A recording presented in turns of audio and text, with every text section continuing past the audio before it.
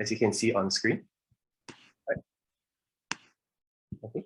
And also it's got a PDF that allows, that just gives a quick instruction on how to download Audacity and Bandlab.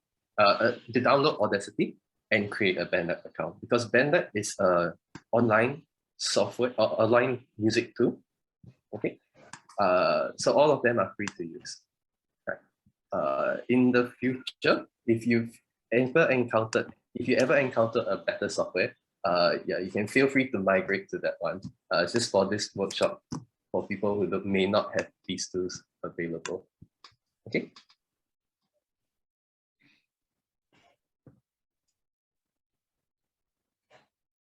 Okay, so we'll do two things. If you've done all of the above, give me a green tick. If not, all right, if you have any problems, give a red cross. Okay, and then we'll try and help you individually. Okay. Okay.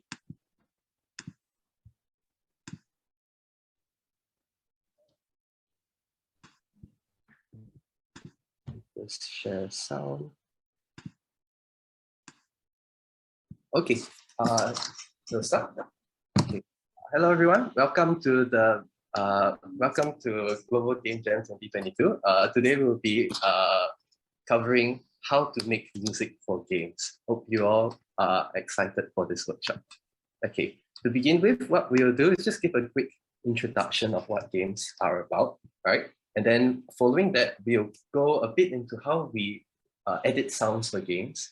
Then afterwards, we'll think about how we actually compose a music from scratch, okay? And then finally, if we've got a bit of time, maybe we'll be able to share some of our creations with one another, okay? So, so once again, the setup that you need is these three things: the workshop materials, Audacity, and Bandlab. Okay. So if you haven't done that, if you're new, don't worry. I think we've got a few helpers here to just make sure that everything is all set up properly. Okay. So to begin with, let's talk about the importance of audio in games, right? Okay. Oops. Yeah, okay. So the power of sound, okay. So when you think about a game, right? If you later on when you are actually working on the game, working in the game jam to create a game, right? There comes a point where your game doesn't seem enough, right? And that's really because what makes your game stand out is if there's polish on top. So it's not just about it's not just about what the game is about. Like maybe it's an RPG, maybe there's like this huge storyline, or maybe you're just like a fighting combat game, right? It's not enough just to make the game mechanics. What you need to do is you need to polish the game. This is by adding what is called juice.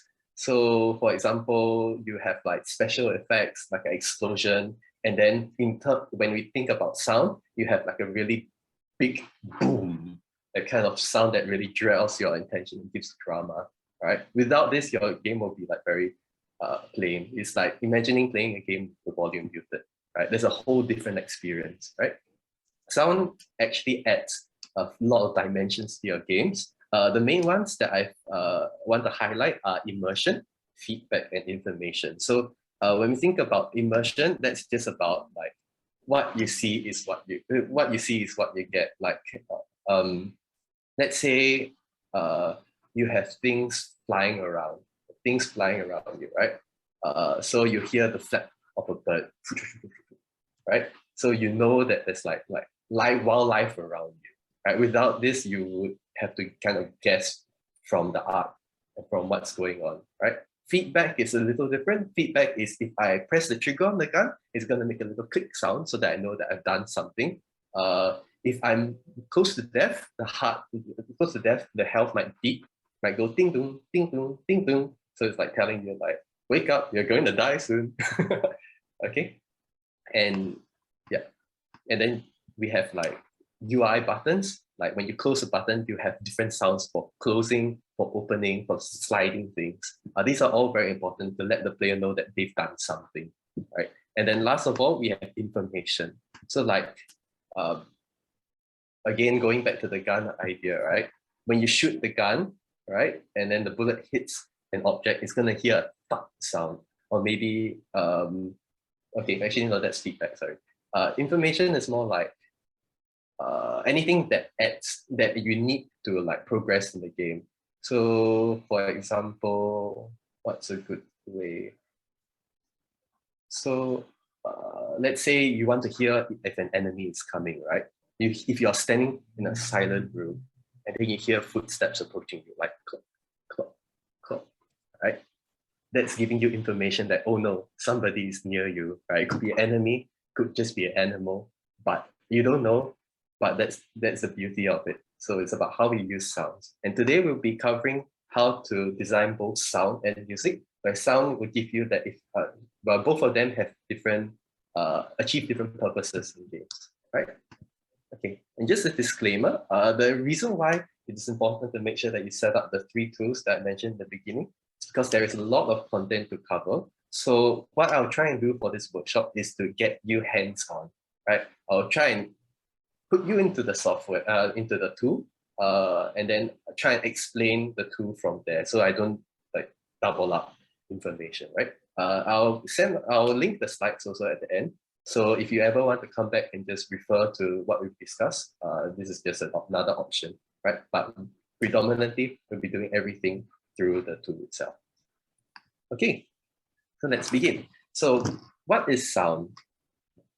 Okay, so how to create sounds and polish sound effects. So let me just ask a question to everyone. Okay, so imagine any game you play, right? Whether it be fighting, whether it be some magic game, right?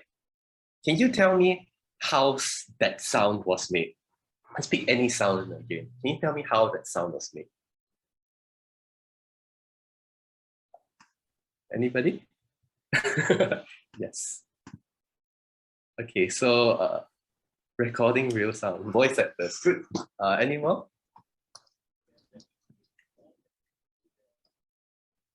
Coconuts. Okay, I'm glad to see you all have ideas. Crunch celery equals broken neck. Orchestra, synthesize now. Okay, yes, there are different types that are coming up now. Okay, C41. Oh, sorry, I'm very Gen Z. I'm not very sure what that is. Okay, never mind. Let me just let you all. Yes, okay, let me just show you all a video. Okay.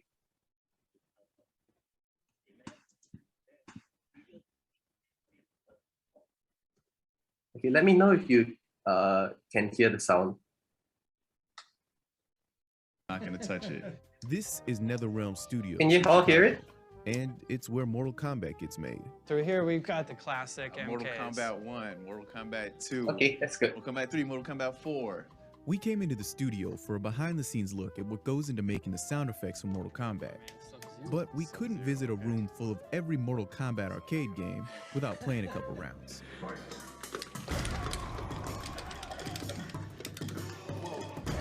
The first game in the series came out in 1992, and it was groundbreakingly violent.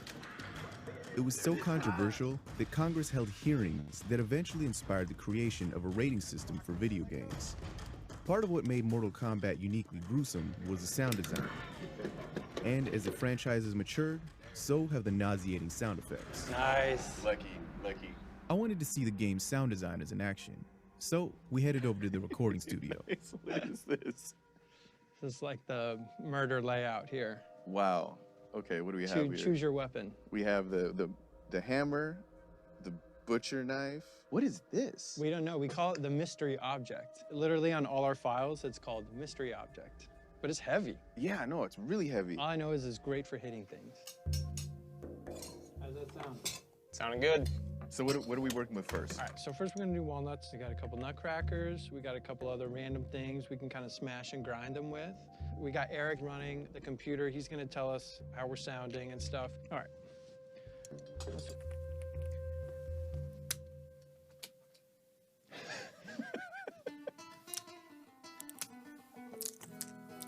So all this stuff sounds really small now, but when we take it into my office later and start messing with it, processing it, pitch shifting it, distorting it, like it's gonna sound a lot different than this. It's gonna be really cool. Can I try one? Yeah, go for it. You killed it, man. Do it again. Let's try another one. Nice.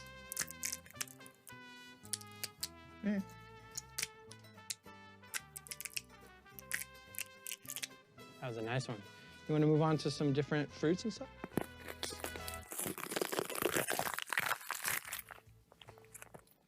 That one right there was good. Yeah, that one right there. Yeah. Okay, I think you all get the picture. I'm just gonna jump ahead, all right, to hear how.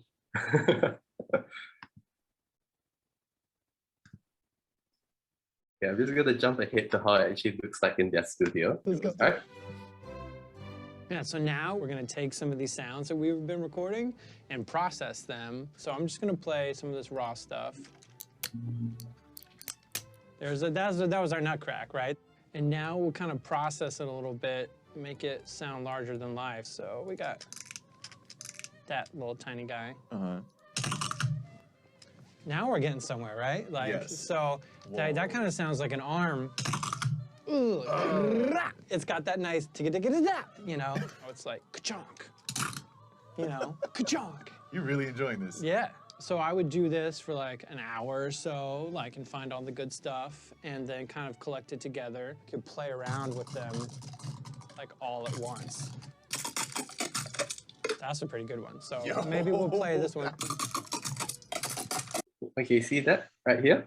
So this is like playing around with modulation. Okay, this is changing the frequency or the pitch of the sound in set intervals. We'll do a simpler version in the workshop in the activity later, but this is just for you to take note of. Okay, so hope you all enjoy this video, right? Adobe sound. Is this Adobe sound? I'm not quite sure actually. Maybe if we have time, we can take a look. Okay. So moving on. Okay, so today, these are the few things that the few objectives that I hope to convey across during this workshop. Okay, so this is the goals for sound. It's about learning how a sound waveform looks like, the properties of sound, right? The different types of sounds that are available, and the most important part, how to edit the sound. Okay, so let's begin. So just to give you a quick summary, so a sound is a wave, right?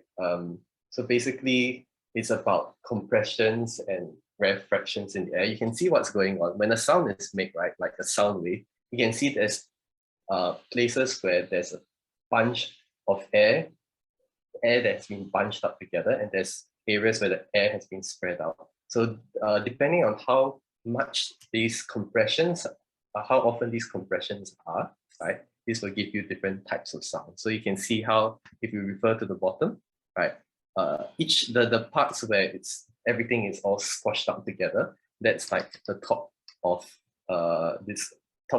this sine wave looking shape, right? And then at the bottom, the lowest part is where it's mostly spread out. Okay, so there are some things that we need to take a look at when we look at the sound wave. So the key terms here are amplitude. So it's the distance between the curve and the center line that cuts through the wave. Okay, and then we have the wavelength, which is how far apart it takes for the bottom of a wave to reach the next bottom of the wave. Right, you can see that this is the same, and this is going to keep repeating onwards. Okay, then just some other things. We have frequency, which is 1 divided by wavelength, and speed is frequency times wavelength. This probably, for those of you who haven't learned physics yet, this probably doesn't make sense to you. That's fine, but the main things that we want to know are amplitude, frequency, and speed. Okay, we'll get the taste of it later in the activity. So what do each of these properties, how do each of these properties change the sound? So as you can see here, loudness, you can see this is kind of a soft sound, and this is kind of a loud sound, right? So what actually changes here?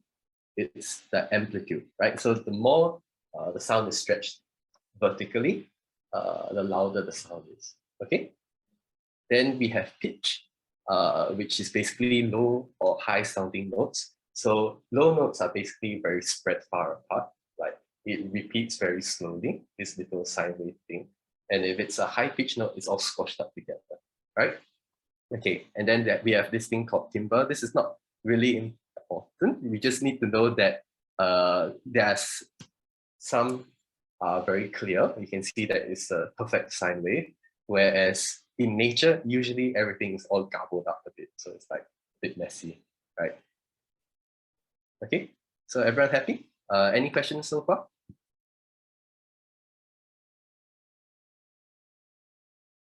Nope. Okay, good.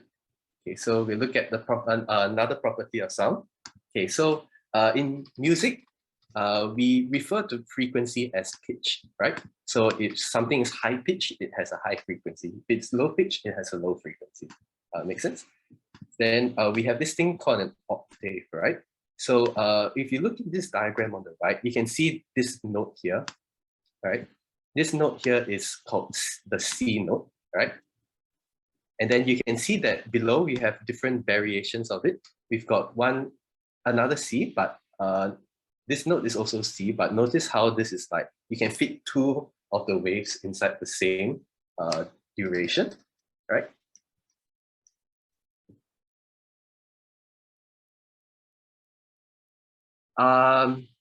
Here, frequency and wavelength here, it's the reason why it's 1 divided by wavelength is because of like a ratio. It's more, we are looking at more of the ratio rather than saying that speed is 1. In fact, if to be more precise, speed is the speed of sound in air, right? So if you want to do the maths there, then you can calculate the exact frequency. But what we're looking here is really just the ratio, okay? Hope that answers the question. Okay. Okay. So we see here, so you can see here, there's this different note here, is G, okay? And you can see here that you can fit 3 of the same waves in the same duration. And this is a very special thing to make, to take note of in music, because actually this is like what we call the 5th note of a scale. We'll cover this in the music section, but because of this unique property, these notes sound really nice together, right? And we compose songs based on these properties, right? And last of all, you can see another higher pitch C, which is like 4 of it repeated over and over again. Okay, so the idea is that if we want to say a note is an octave higher than the other, right? Then we are just saying that we are playing it twice as fast, right? From the last octave, right? So this is octave 1, octave 2, octave 3. Okay, make sense? Okay, this is very important. I don't think we will have time to backtrack a bit. So if any questions, please let me know as soon as possible. Okay. Okay, and then we have the different types of sounds, right? So we have organic and synthetic sounds. So just now I mentioned how are sounds made. Okay, so we have organic sounds are things made by like recording. So whether it be like instrument, your voice, is octave directly proportional to frequency? Okay, so we have the frequency here, and we have the octave. Yes, so an octave, okay, so this is a question here, right? So what is an octave? It's basically the ratio between frequencies of notes. So if I have C1 and C in octave 1 and a C in octave 2, right? So what this means is that the frequency between 1 and 2 is just doubled. And then from 2 to 3, it's also doubled, right? So you just keep doubling, right? Does that make sense? Yeah, it's just basically It's just basically another way to say let's double the frequency. Okay, got it?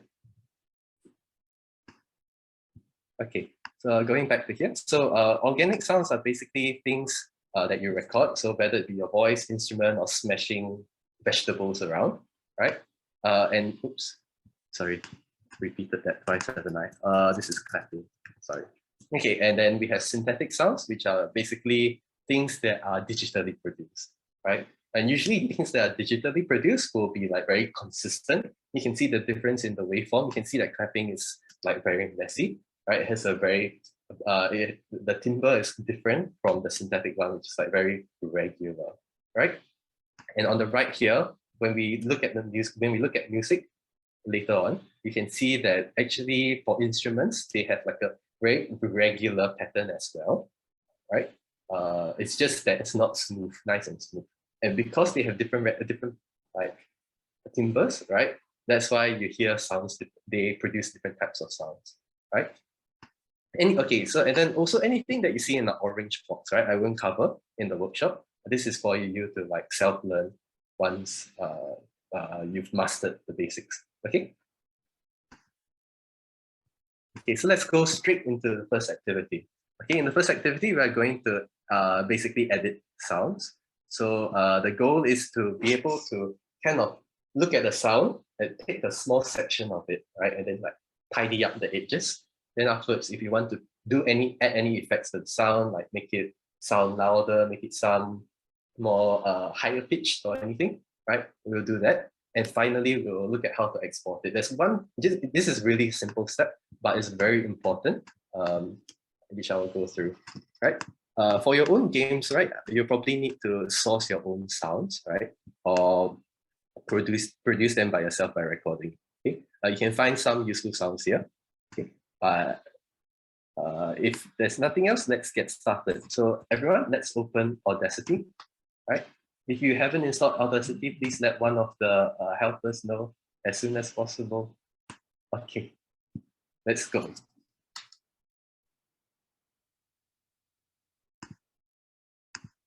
Okay, so if you have Audacity open, the first thing I want to do is to, let's open up Sonar.mp3. So if you've all got the workshop materials, okay, all you need to do is just drag and drop the Sonar.mp3 into Audacity. So let me just find that.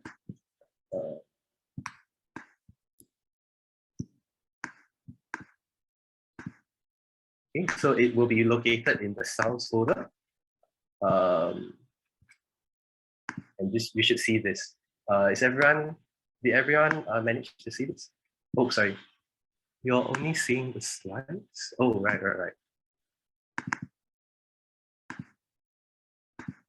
Okay.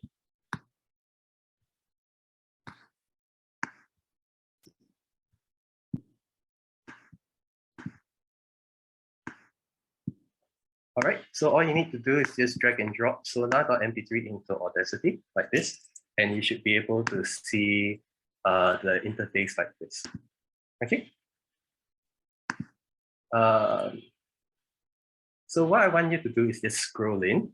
This basically we're just zooming in to the blue parts. You can see already that everything is very regular, right? All the shapes look the same, not the same, right? So this is just to let you see how a sound looks like. So you can zoom in. Can you see what happens? Can you see how the sound is like kind of expanded outwards, right? So you can see here, this is your wave. And can anybody tell me what's happening to the sound wave? Like you can see it kind of like has like this eye. It looks like an eye shape, right? Yes, correct. Getting louder and softer, right? So you can see it's kind of tapered at the ends, right? Then is there anything? Has the frequency changed? No. No, that's I wouldn't say this is resonance. This is more like resonance is more property of an object rather than a sound, right? So if an object has resonance, that means at that frequency, it will vibrate along to that sound. So that's a different topic. Yeah. Okay. Okay. So the frequency is the same. The amplitude is the only one that's changing. And look how it repeats a few times. Doop. Doop. Okay, you can also play the sound. Let me just test the sound so that, just to make sure everyone can hear what's going on. I'm going to zoom out a bit. Okay. Everyone could hear that? Okay, good. So, yep. Okay, what type of sound is this? There were two types of sound that I mentioned just now. Submarine. Oh, no. This is the name of the sound. Okay, this is actually produced digitally, right? It's produced by one of those online digital tools, right? It's synthetic, correct?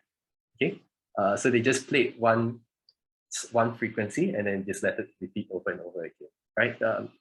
Okay, so that's enough for this track. So let's just close it at the top left here. Okay, we'll close it. And now what we're going to do is we're going to drag in clapping. Okay, so we're going to load clapping in. Now you can see the difference, right? What kind of sound is this?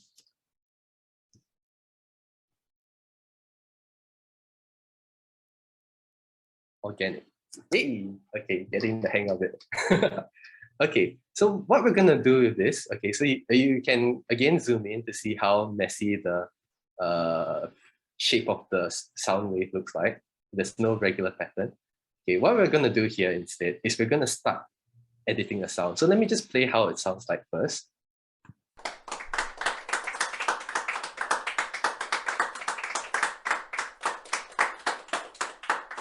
Okay, so imagine you get this from the internet, right? You get this sound that claps for like maybe 10 seconds, 12 seconds. Yeah. Okay, so it doesn't fit your game because in your game, you just want to maybe clap for like 1 second, right? Or maybe you just want to hear like 3 claps like this. So what you need to do is you need to like extract 3 claps from this clip. Okay, so what I want you all to do is just find any part of the song, any part of the sound that you like, and then just select 3 claps. How do you, before that, how do you know if there's a clap going on?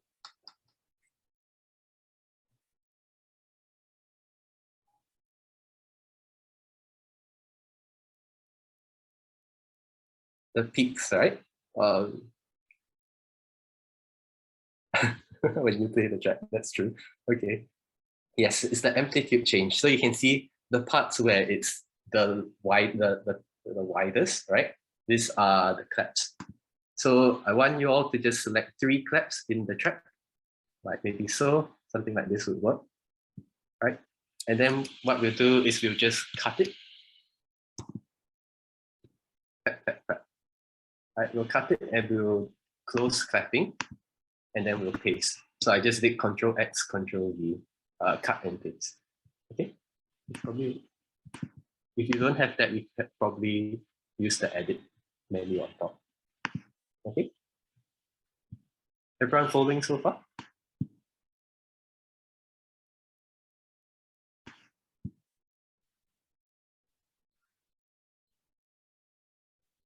If you're okay, it cut the whole track. Okay, remember to select the three sounds. Let me just undo again. I'll just repeat. Okay. So what you want to do is see the part in blue. You just want to select this, click and drag, right? So this part is highlighted. Once that's done, you just click cut. That should take out that part. Does that work? No? Okay, good. So I'm just gonna cut and paste, and then I'm just gonna play the sound. Right? Perfect. But as you can see here, let me just zoom in. You can see here, because we just cut it at a random place, can you see how at the start of the sound, there's like this awful jaggy parts, right? This will make the sound very noisy to begin with, and it's the same at the very end. See here? it's like you have to really zoom in, but you can actually see there's like little peaks at the very end. Why are there two tracks? Good question. Okay, so this you don't really this is not really important for the workshop, but basically this is called a stereo sound. So stereo just means your left and right? Like you've got different places where the sound is coming from. It doesn't have to just come from one wave. It can be split up and then played through two different speakers, for example. The alternative is this thing called mono, where it's just one wave. Okay, does it make sense? So you can kind of think of this as like your left and right channel. I'm not sure which one is which, right? But I hope that answers your question. Okay, good. All right, okay, so what do we do in this scenario? So as you can see before in the sonar example, it sounded really nice because it was, you cut and paste, but you cannot play. Do you see the wave on the, do you see the wave in the UI? Does it look like this now? Does it have like 3 flaps? Okay, just go back here and then just click the reverse button, then just click play on top. Does it play now?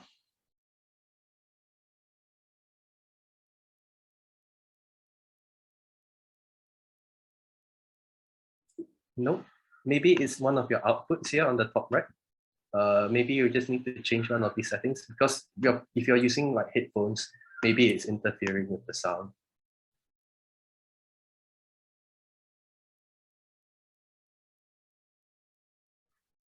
Does that help?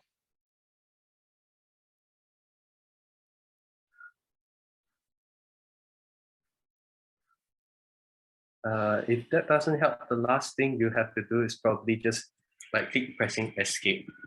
This kind of like deselects everything. Not after you cut and paste. Did you mute it maybe on the top left?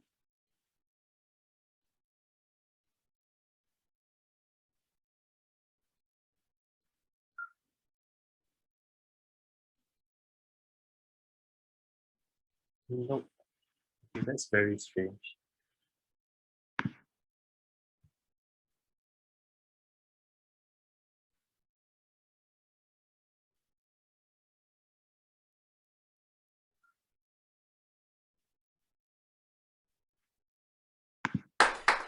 Does it work? Does it work if you click on top like this?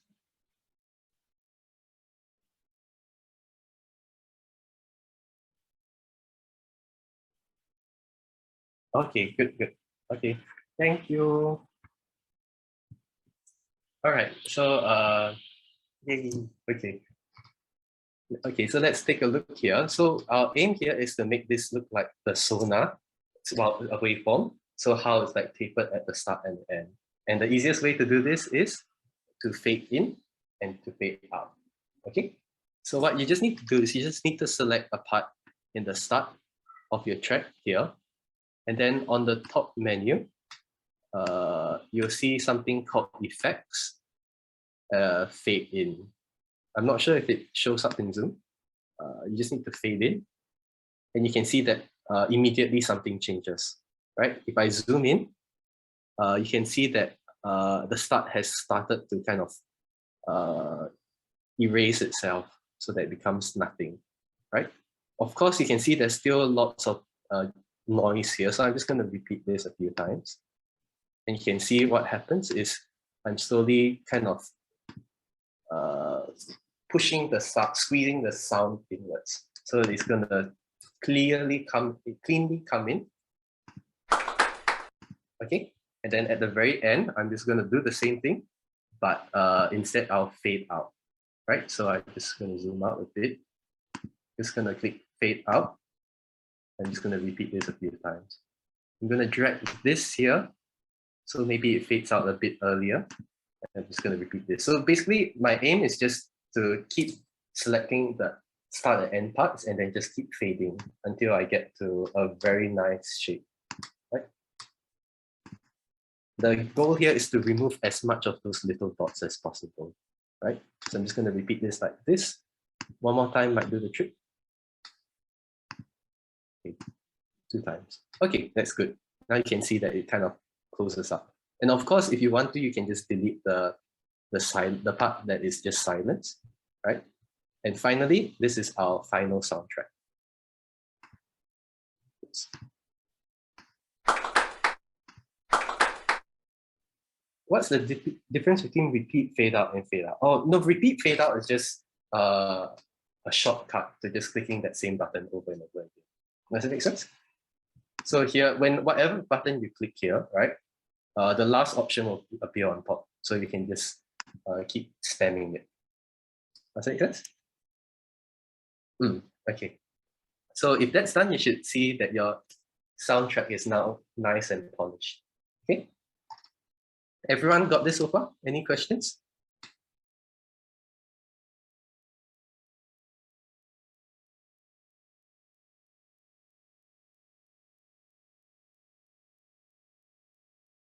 Okay, no questions? The sound got really soft and small. Did you remember to select just a small part of the sound wave? So you don't select the whole thing, just select maybe the end part. And maybe if that didn't help, you may have chosen a part of the original clapping track, which was a bit too soft. But don't worry, we can make it louder also. How did you get the track to be longer?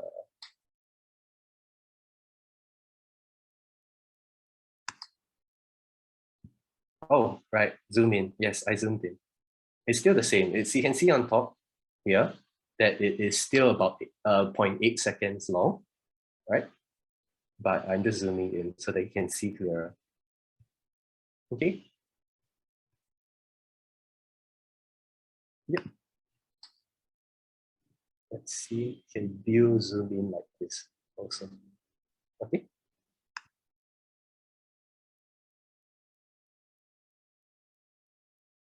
All right. Okay. The last thing we want to do is to put an effect onto your sound, right? So okay, there's 2 effects. You get to choose which one you want to do first. Sorry, you get to choose which one you want to do. Okay, so the 2 that I'm going to show are change pitch and change speed. Okay, so you can just select your whole track, Control A, Command A, select all. Okay, and then what we're going to do is just apply an effect. I'm going to pick change speed. Okay, I'm going to play it at double time. So what does this mean? I'm going to multiply this by 2. Okay. So now you can see that originally it was 0.8 seconds. Now it's 0.4 seconds. And if I play the sound now, this is how it sounds like. Okay, can anybody tell me what happened to the sound?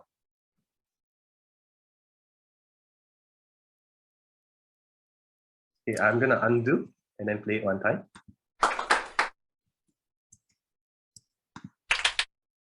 Smaller period, that's true. Sped up and pitch increase. Okay, good. Can I ask you a question? Can you speed up a sound without, you can change the speed of the sound without changing the pitch?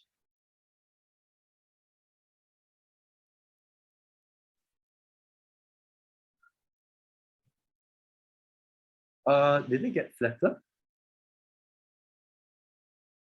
Double speed, half frequency. Okay. But if you have half frequency, what happens to the wavelength?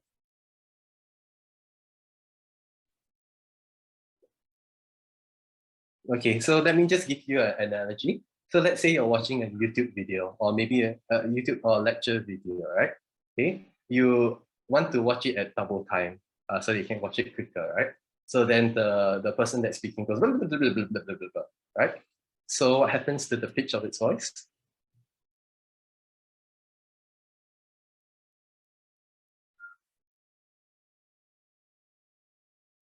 Yeah, it increases, right? Do you think it's possible to play the exact same video at the same pitch, but just as fast? And the person is just speaking blah, blah, blah, blah, just as fast, but at his normal pitch? Yes, the answer is no. Why? Because if my intuition is right, I may be wrong. Okay, you can scold me later if I'm wrong, but the intuition is that the speed of sound doesn't change, right? And then just now there's like this formula where it says speed equals to wavelength times frequency, right? So basically, if speed is something that's constant, something that we can't change, if frequency changes, wavelength will also change. You get what I mean? Can't you lower the pitch to offset that perceived increased pitch? Yes, but then what happens is that, okay, let's do it. Okay, let's just go and change the pitch now, right? So let's see, we'll change the pitch now. It's C sharp, right? C sharp. It says that I want to change it to maybe, let's say, C, go somewhere higher. Let's say G8. Okay. Yes, that's correct. The last one. Yes. Okay, so let's see what happens. Okay, so let me just undo it one time. Okay, I'm just gonna see the pitch setting. Right, I'm gonna see this is originally D6. Okay, this is originally called D6. This frequency 1142. Right, I'm going to redo. So what I've done is I sped up the sound. I'm gonna change the pitch. Right. So what was it before? D6, right? Oh, sorry.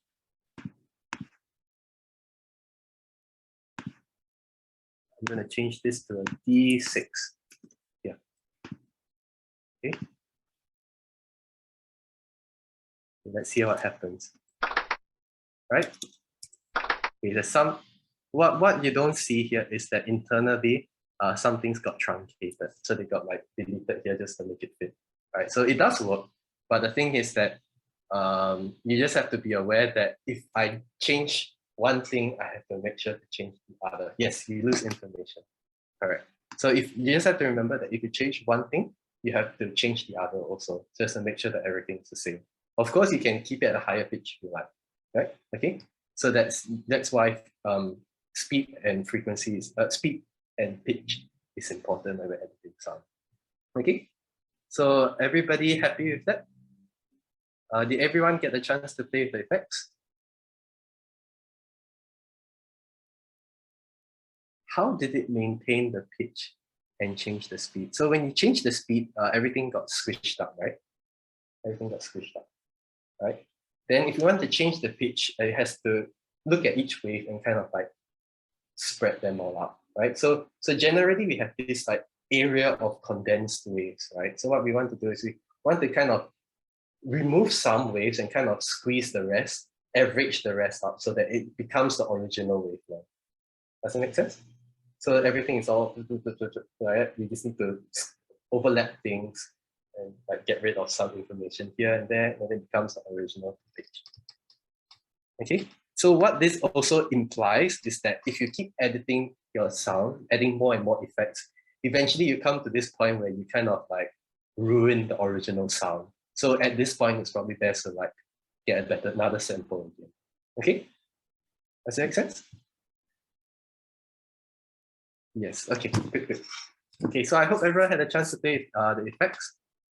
So the very last thing we do before we just take a short break, right, and come back around 9 o'clock. So the very last thing we want to do is we want to export. We're going to save this and we're going to put it into our game. To do this, we should always do this last step. Okay, select everything in your sound, click Effect, and then click this button here called Normalize. So normalize, what this does, okay, so remember the look of this sound, okay? I'm going to click Normalize and see what happens. All right, I'm just going to click OK. Do you see what happens?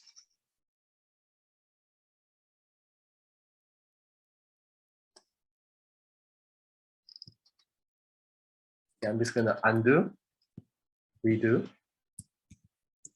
a few times. Amplitude change, it got taller. Thicker parts became thinner. The thicker parts became thinner. The thicker parts became thicker or taller. Maybe this terminology is not good, not good enough. Yeah, but it's yeah. The first answer was correct. It's the amplitude change. So we have the sound like this, right? Now we're just making everything just sound louder. I use the default params. Not to be honest, I'm not very sure what they are, right? But basically, you just want to have these two tick and select the -1. This will just naturally stretch it. I'm sure if you change this number, it will kind of increase the volume differently. All right. Okay, no problems. So, yep. Okay, so this is done. So we just need to go File, Save, Export as one of your options. So I think we'll just use Wave, right? Export as a wave. Okay. Oh yeah, I forgot to mention this. So why do we need to normalize? Okay. Basically, when you have lots of different sounds, right, you record it differently, right? Some of them might be softer, some of them might be louder. If we put them all into the same game, the volume will stay the same, right? Meaning that some sounds that you recorded too close to the mic will sound awfully loud, and some might be missed at all. What this normalized does is it just makes sure that the loudest sound, the largest peak in your sound is the same throughout all tracks, giving you kind of like making, so in other words, it makes all the sounds like equal volume. Not really equal volume, but yeah, okay. So once you have equal volume, you have better control of the sound, right? You can balance the sound properly.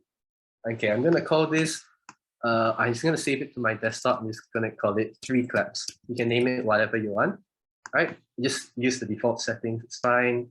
If you want to kind of copyright your sound, you can just change this. I'm just gonna leave it as it is, right? Okay, and then I'm just going to go to my desktop. I hope you all can still see. I'm just gonna play the sound. Okay, ta-da! So now you've got your sound. All right. Any questions so far?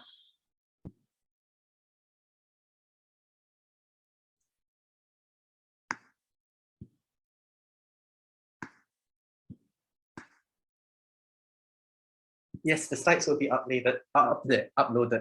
Okay, and there'll be a recording also. Okay.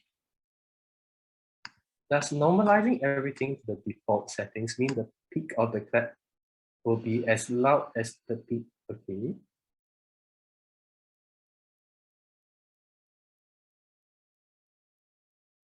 The peak of the clap, you mean this part here, will be as loud.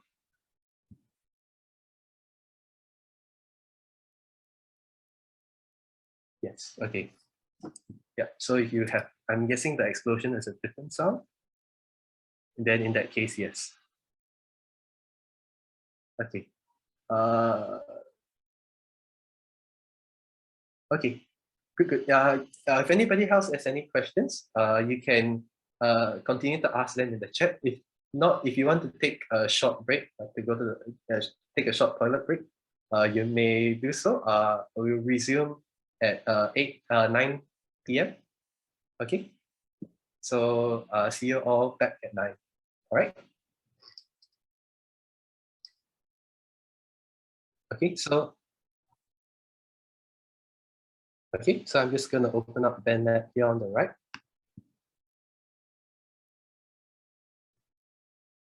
Okay, so how this is going to work, right, is make sure you have a Bandlab account, because you'll be able to create and then share it with everybody else. Okay. What we will do is, let me see how this will be done. Okay, so I will ask you all to set up a blank project first, but I will send links in the chat if you want to listen to some samples or some examples of how music is created. Okay. Oh, wow, the time jumped 2 minutes. I have no idea what happened. Okay, so let's look here. So everybody open up Bandlab, right? Log into Bandlab. Okay, yeah, this is the home page. I want you to click on the button on the top right, which is called Create. Okay, oops, a bit of lag.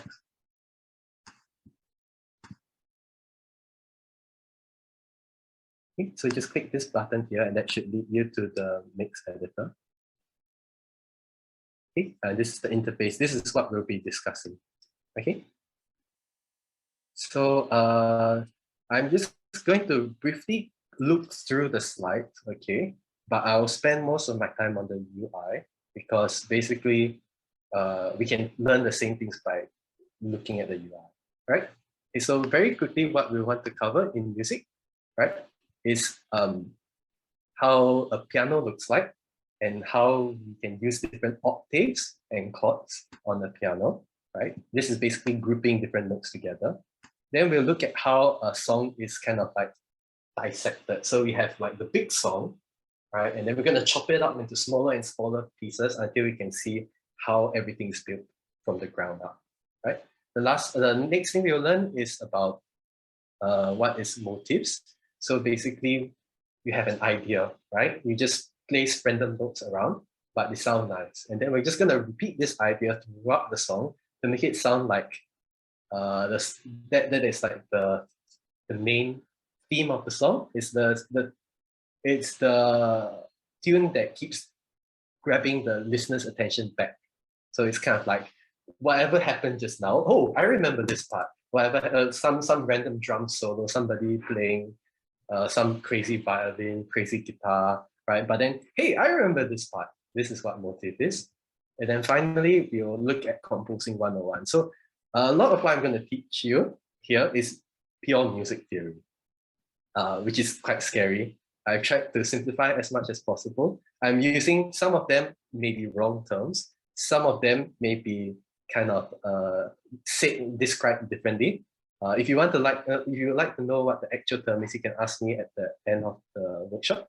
Okay. If not, let's get started. So basically, what we're going to look through is how a piano looks like, and we're just going to see all the controls that's available in Bandlab. All right. Okay. Then what I'm going to do is I'm going to make life simpler for you, right? So that you don't have to worry about all the extra notes that you see on the piano.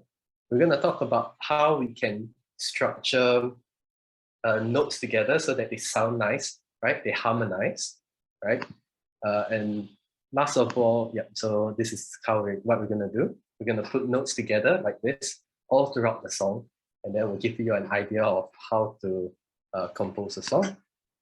Next, I'll talk about how we structure the song. So before, that's how the piano looks like. Now we're going to look at how we structure the song. So the overall gist of everything is the form, followed by the phrase, followed by the motif, followed by the beat. I mean, this is not really, this is the order. I just want to explain it, but it's like a very convoluted thing. Okay, so just that you hear a bit of what form is, what phrase is, and then we go into looking at the beat, the bars, right?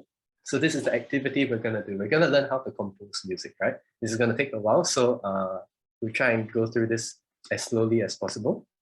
So there are two different ways to compose music, okay? The first way to compose music is by creating a melody first, followed by figuring out the chord progression. And the second way to do it is by creating the chord progression, followed by the melody. So what are these two? Okay, so the melody is anything that you sing, that you recognize when you hear a song. It's the tune that you're familiar with, like Twinkle, Twinkle, Little Star, that's the melody, right? And this probably comes very naturally to a number of you, especially those who have some sort of music background. Melody is the thing that you straight away can pick up. Now, the challenge here is that when we compose music, right, a lot of it's actually intuition, like you feel this doesn't sound nice, so we're going to scrap that, we're going to remove that, we're going to replace it with something more interesting, right?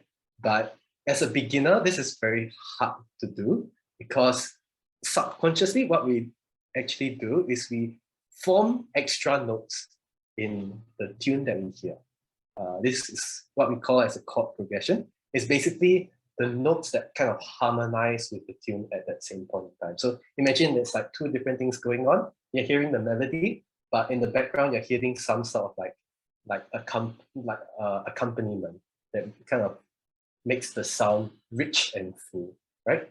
So what we're going to do here is we're going to actually start with the chord progression way, right? Eventually, I hope you all can migrate to the melody way because that's natural, right? We'll first create a chord progression, followed by creating a melody on top of it, right?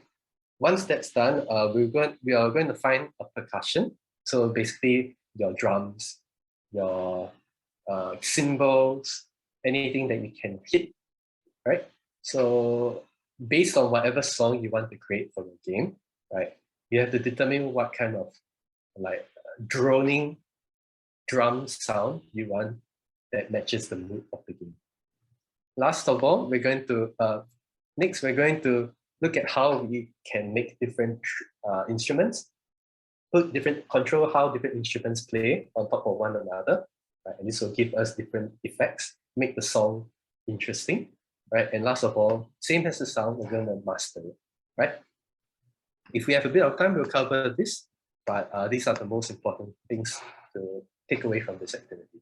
Okay, so let's get started. So hope everyone is has managed to log into Bandlab now and has managed to create empty project.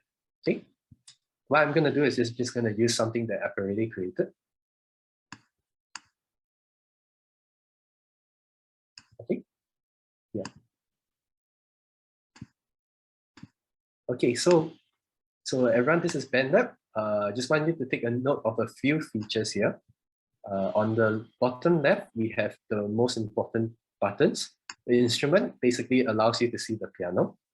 The MIDI editor allows you to see the notes that you're actually putting into the music, right? You can zoom in and zoom out just to see how fine-grained things are. On the top right, another important button is this magnet tool. Since this is a free tool, just bear with the glitches that you might come across, right? For example, this button likes to turn on and off randomly. So just make sure that this is always on. Okay, and yep, I think that's it. All right, so let's begin with by looking at the piano. Okay, so if for those of you who are not familiar with how a piano looks like, okay, I'm just going to drag this up. Okay, I can drag this up. That's strange. Okay, so let's see. Okay, so I'm using a grand piano here, right? As you can see here, we have different notes. I'm just going to toggle pitch so you can see what's going on. Now you can see the letters, right? You can see C, D, E, F, G, A, B. These are the notes that we just name notes letters, right? And then we have the number on the right, which says what octave we are in. If we change this setting on the top left, you can just change the octave. You can see the number changes. See, so now this is octave 3, this is octave 4, and we start with C4. So, and remember that higher octaves means higher pitch. Okay, so we're going to start with C3. This will be like our, what do you call that? Our middle ground, since there are like 6 octaves available. Right? So we'll pick 3 because that's like the center of everything. Then what I'm going to do, right, is, okay, simplify. I can simplify this piano for you, but let me just show you how a piano is arranged. Can you see here how there are 2 black notes here, followed by 3 black notes, followed by 2, followed by 3, and the pattern is repeated over and over again. And as you can see here, between, can you hear that sound? Can everybody hear that sound? Yep. Okay, that's good. So we have a C3 here, right? And we have a C4 here. So C4 is 1 octave higher. Between these two, between this octave, right? How many buttons can you see? Can anybody count? So we are counting all of these keys and counting all of these keys.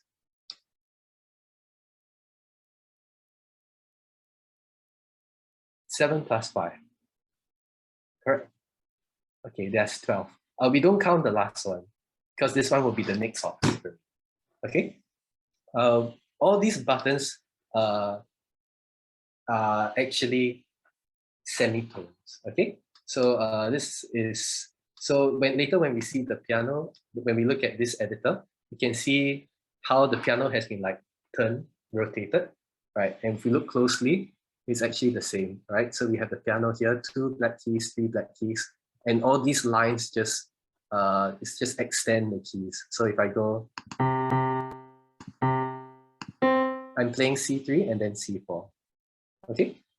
And if you can count, there are exactly 12 spaces in between, right? But we're not going to use all of these 12 spaces. We're just going to use a subset of them. Okay? So let's look at our grand piano now. What we're going to do is make life easier. Okay, so make sure octave is 3. Make sure your pitch is on. And I want you to click this setting here. All right, and I want to change this to major scale. Okay, now can you see what happens? We've removed all the black keys. So essentially, what a scale is, so here, all these functions here, a scale is just basically a group of notes, a sequence of notes that sound nice together. So like, they just sound nice together. We just give them a name, right? There are different scales. You can look this up as self-learning. But for now, we'll stick to this one because it's the easiest to learn, right? So yeah, so as you can see here, there are exactly how many notes between each octave now?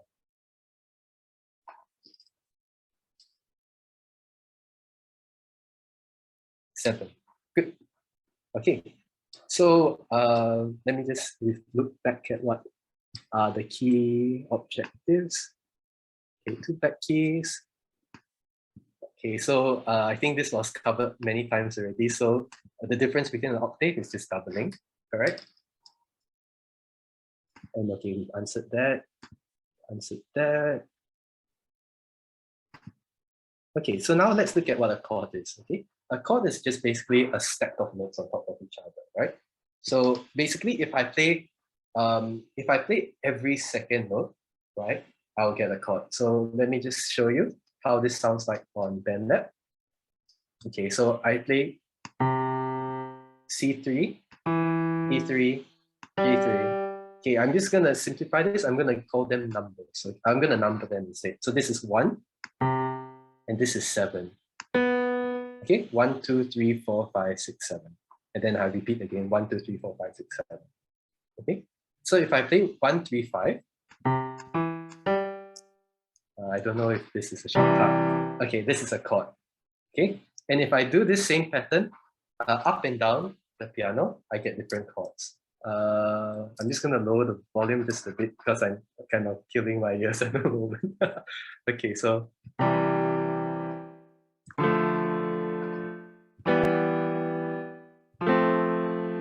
and you can repeat this over and over again. I'm gonna do the same thing here, but now with the editor. So I'm just gonna zoom in here. Okay, so you don't need to zoom in. This is just to make it larger for zoom. Okay, so 1. This is my 1, 3, 5, right? And then I'm gonna play. You must click the to make the keyboard rotate. You must click the MIDI editor button at the bottom left. Okay. Okay, so oops, I have no idea where I am now. Okay, so I played 1, 3, 5, right? So now what I want to play, I'm just gonna stack a few notes up.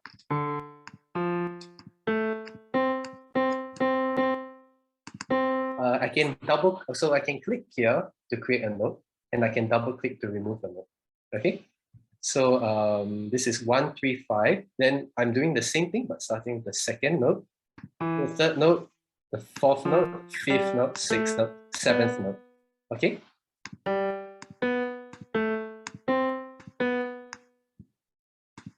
Okay, no, you don't have to zoom in. Okay, so my zooming in is just to make the piano bigger for you, but you can't really zoom in. Yeah, you can because the zoom in is just your browser. You zoom in and out of your browser. There's this button here on the top right, but this one is only to make the notes a bit longer, right? It's to zoom into each of these. Oh, okay, okay. If you want to do that, just zoom in. Just zoom in as you would normally do if you're browsing the internet. Okay. I'm using Mac.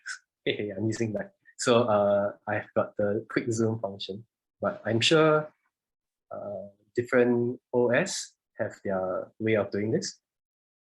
Okay, so let me just go back.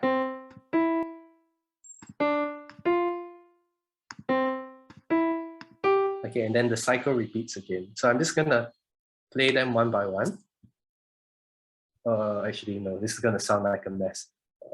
Okay, wait.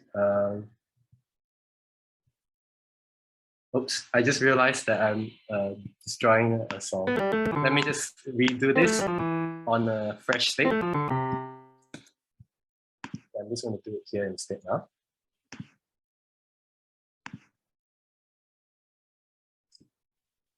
I'm just going to add instrument, and it defaults to the grand piano.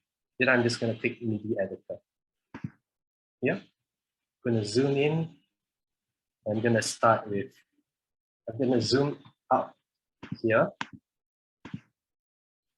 like this, so you can see that the numbers are 1, 3, 5, 7 like this. So I'm just going to place.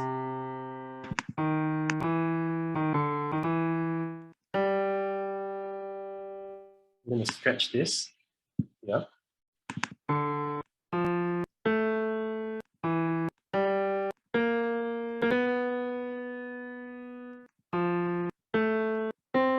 And I'm going to play this.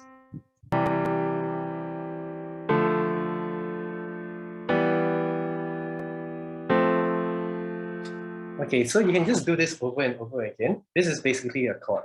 Okay, so let me just look in, let's look closer at the chord. So how did I create this chord? Can anybody take a guess?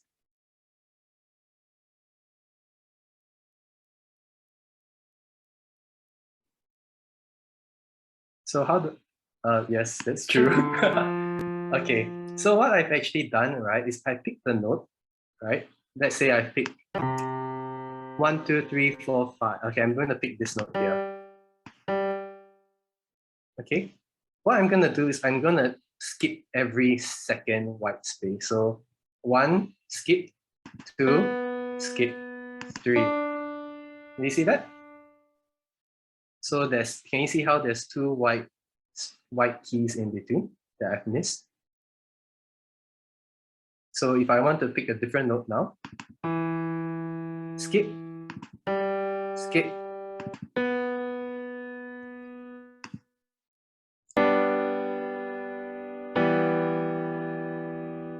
Okay, does that make sense? If so, give me a yes.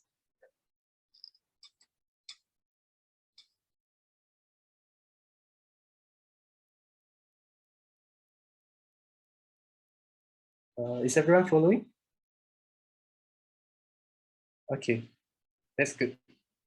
Okay, so this is basically what a chord is, right?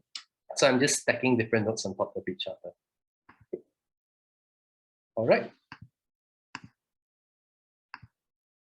Okay, so remember this is going to be right. How do you get it to last a full second every time?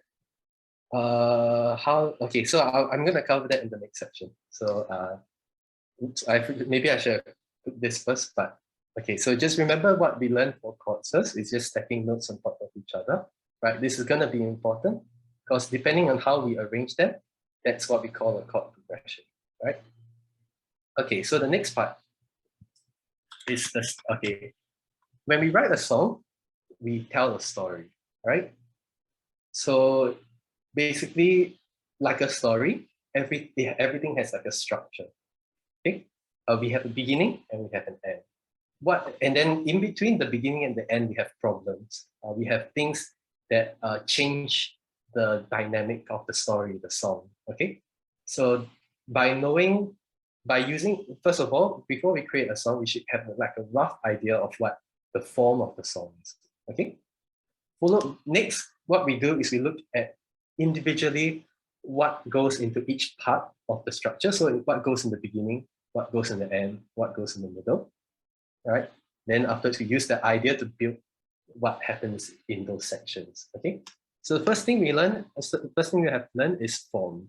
So, okay, so in songs have different types of forms. The easiest one I'm going to teach you is called the ABA form. Okay, so the reason why it's called the ABA form is basically there's the start and the end are exactly the same, but the middle section is slightly different. And as you can see here, my notes here, this is the reason why we have the ABA form is to make the song sound interesting. Okay, so let me just give you a little clip of a song, and I'll explain how it has the ABA form.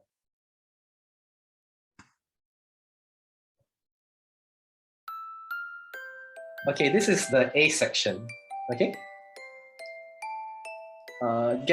just try and familiarize yourself with the tune.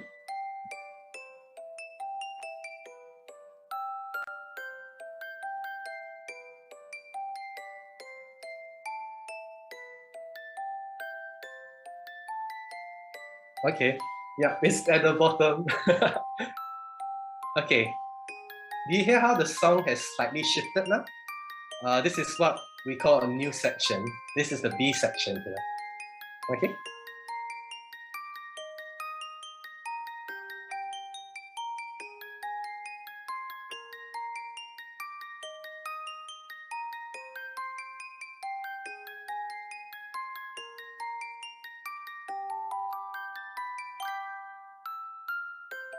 Okay, so we are going back to the beginning, but it sounds slightly faster, right?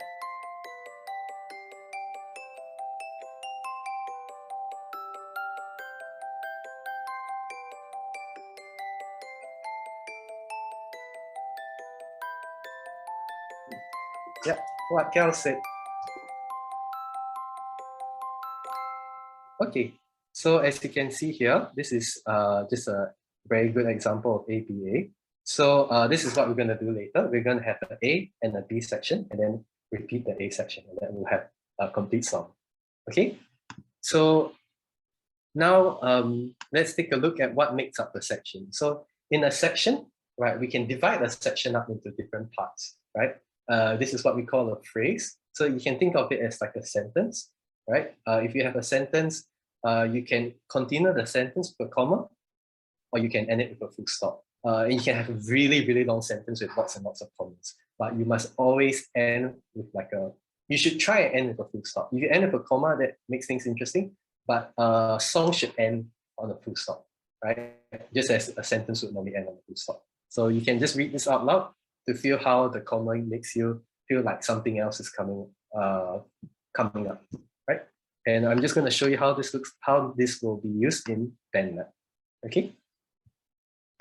Okay, so now that's the question that everybody is asking. What is a bar? Okay, so now that we're looking at the big picture, we are now narrowing in. So in a phrase, right, we have a phrase we can divide the phrase up into smaller units of time called a bar, right? So as you can see here at the bottom, this is just one bar, okay? This one rectangle. Then bars are evenly divided into beats. So as you can see here, the smaller number on the right, the decimal after the decimal is saying the beat, right? So we have a bar, now we're looking at a smaller slice of it. So you can see that we can divide it into 4 parts. And the next thing we can do is we can divide the beats up to create tunes. Okay, so you can see here how I have placed different notes to overlap, but they kind of take up the space of the bar, right? Okay, so these are just different notes that I placed randomly. You can overlap tunes in you can overlap a beat, but you cannot make your beat uneven, right? The beat gives you kind of like the vibe, the pulse of the song. So imagine it's like how you normally tap to a song. Okay, so if you ever like went to a concert or sang a song, you kind of wave your hands, clap to the beat, or tap your foot. That's the beat that you're unconsciously hearing. Okay, so just to recap, we have form followed by phrase followed by bar, beats, and tunes. Right? It's kind of upside down pyramid. Okay, so let's take a look at how this looks like in Bandlab. Right? Okay, so you can see here the big number here is the bar. Right, with 1, 2, 3, 4, and this gives us like a very clear way of telling people what part of the song they're looking at. Oh, I'm looking at bar 4. Oh, okay, so then you just scroll and then you select this part. Okay, so you're looking at this part, bar 4 to bar 7, right? It's just telling people where to look at in the song. If you look at your editor at the bottom, if you zoom in, you can see that the smaller number starts to appear. So these ones are your beat, right? And this beat actually matches with this number here. Can you see here? Right, if I change this number to 6, you now see that there is the number 6 here. So now I have 6 beats in a bar. So this is just really, this basically just changes the way we divide the songs up. We can experiment with them, right? But I'm just gonna use the number 4 since it's very easy to learn. Okay, so yeah, so that's the bar and the beat. Is there any questions so far?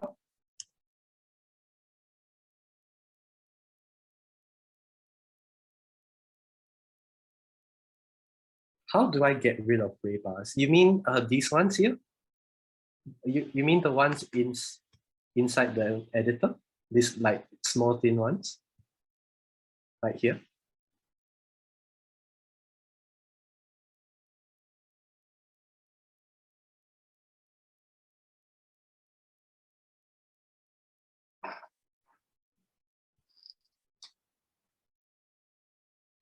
Some gray bars start appearing after I extend. Oh, right. Okay, okay.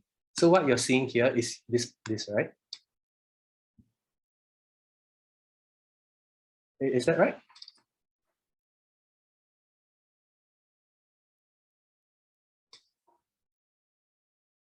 Are you talking about this? No? After you extend, are you seeing some of these bars sticking out of the end of your?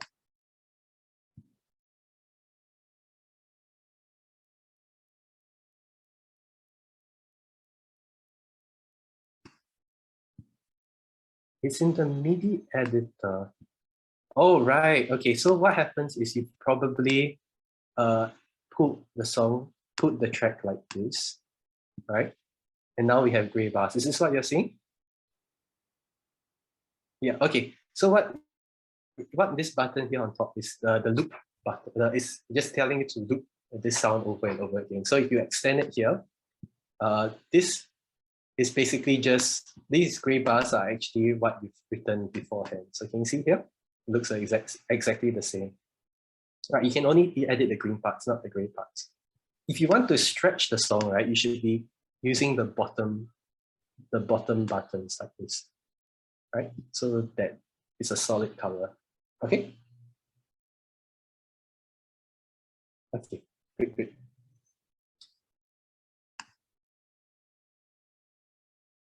Okay, so where was I? Okay, so the very last thing we need to know is that when we think of a tune, basically a tune can only change in a very limited number of ways, but even with this limited number of ways, there's so many ideas we can create from them, right? So we can go up, we can sing higher pitch or lower pitch or stay the same, or we can kind of sing more notes closer together or far apart, right? There's so many different ways to arrange them, right? So I don't think we have time to hear this. So let me just jump a bit, let's skip a bit. So let's take a look at our music. Okay, so what we're gonna do here is I want you to create a piano track here. I'm gonna ask you to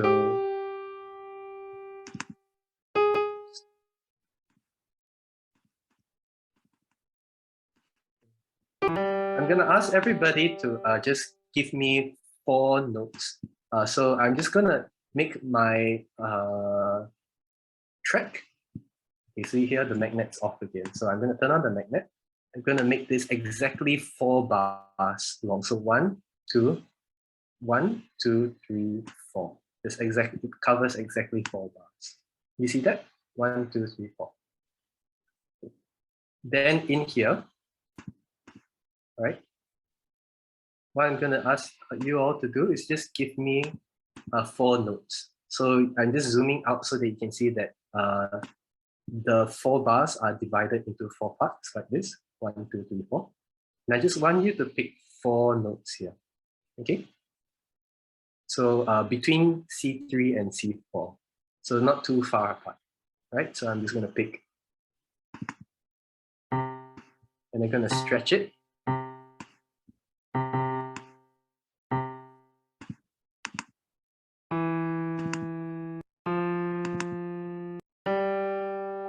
Okay, so yeah, you can experiment with different ways to do it. Let me know if you're done placing these 4 notes.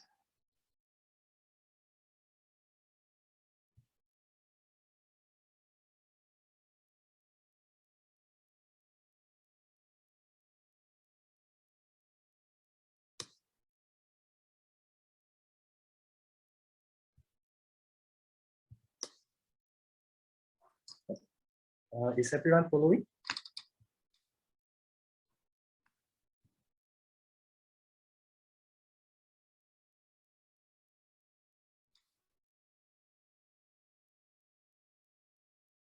Need to stretch. Yes, you need to stretch from the bottom right corner, like that. Okay, or you can stretch here also. I think there's a way to stretch it. Oh wait, no. That's not right. Yeah, just stretch it from the bottom right.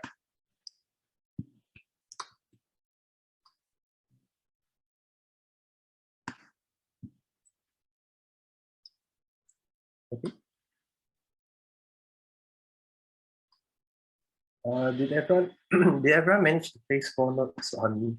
Sorry, did everyone manage to place 4 notes already? If so, type yes in the chat, so I know that some people are done. Why make it create 1 quarter note? That means in order to do that, you need to zoom in, right? And then, okay, so yeah, a quarter note is basically 1/4 of a bar. So you basically have to find a good amount of zoom to be able to draw the quarter note. So you see here in the bar now, there are 4 slices. So this would be a quarter. This would be a quarter note. So I'm just dragging, just widening the small bar. Okay. All right. Okay, so now what I want you to do is I want you to make them chords. Okay, I want you to stack more notes on top of them. Remember to skip every second note. So let me just give you a demonstrate. So here I've got the 4 notes, so I'm going to skip second, place a third. Oops. Skip the second, place the fifth. Okay, and I'm just going to do the same thing for the remaining 4 notes.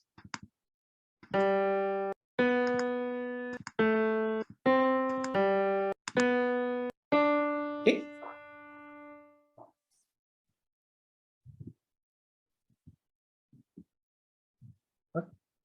Okay. Okay.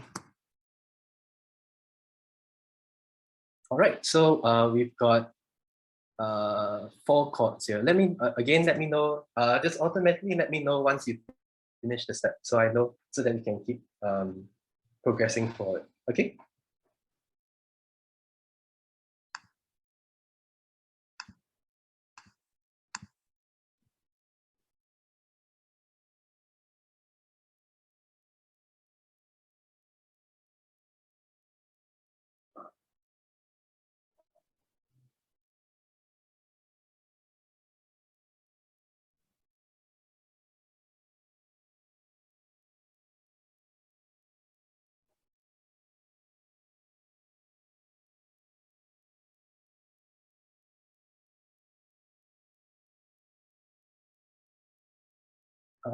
Is everyone following? Okay, that's good.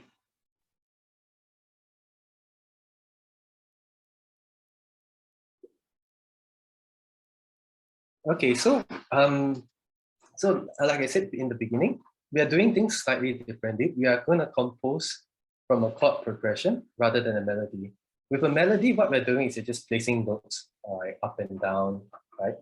It's making different patterns of the notes. Then afterwards, what we do is we kind of build like these chords with the other instruments, right? But as a beginner, I think it's a bit harder to kind of guess what a chord is based on the note. So we're doing it the flip side, right? We're doing the chord progression first, followed by the melody. So the point of using the chord, so basically what I'm doing is I'm gonna create a chord, and then I'm gonna ask you all to like delete some of the notes, right? Rearrange some of the notes so that we can kind of separate the chord progression into two different tracks, right? So one of them will be your melody, one of them will be your bass, right?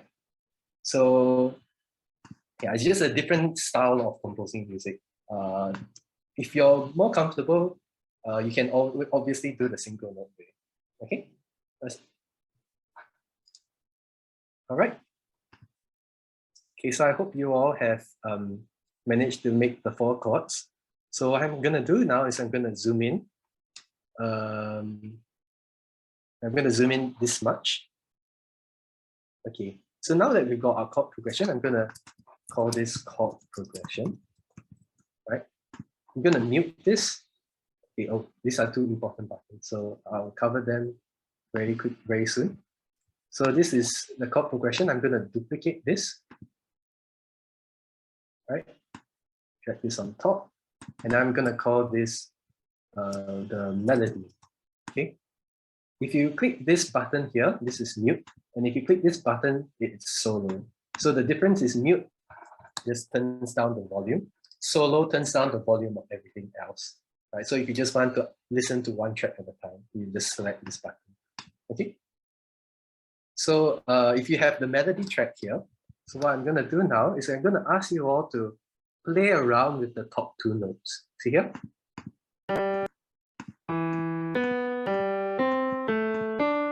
I want you to change the length of each of these 2 notes, okay? So I'm gonna demonstrate.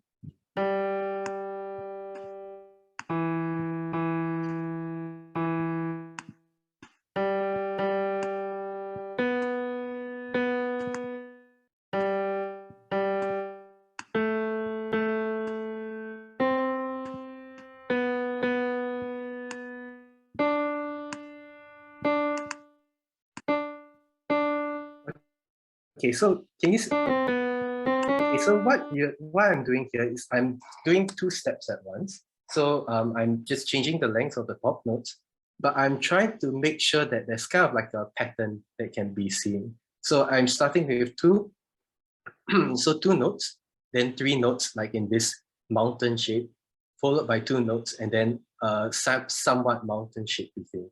So this is like my motif. This is the idea. Hopefully this will work. I'm gonna copy and paste this and then like paste this over the remaining bars, and hopefully everything will sound nice. Okay. So let me know once you've done that. You can create go wild basically. There's no right or wrong. Just feel free to change the duration of each of these top notes. You can even add extra ones, so long as they are either one of these 2. Okay.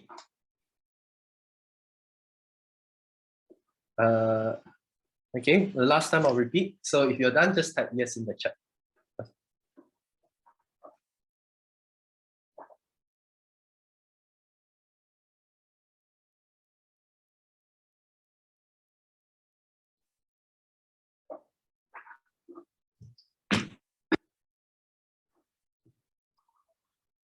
Also, if there's any questions,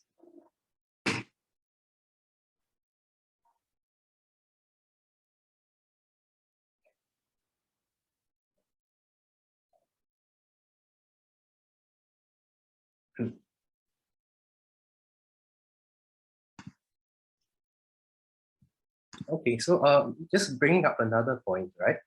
So another thing that you can, unfortunately not. Okay, so remember this is a free to use software. If you all ever have the opportunity to get something like Logic Pro, FL Studio, all these Ableton, all these fancy sounding tools, they have better features, right? So yeah, you guys, for all of these, you kind of just have to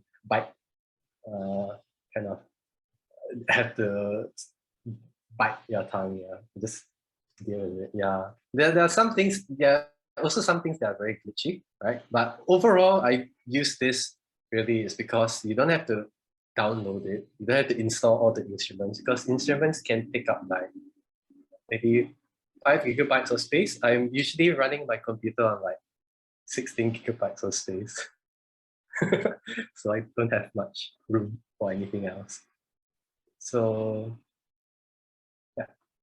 So another advantage of going back to like what I said before, another advantage of creating a melody from the chords is that you will actually create a sound that sounds richer, more full, because you are basing it off something that already blends well together, right?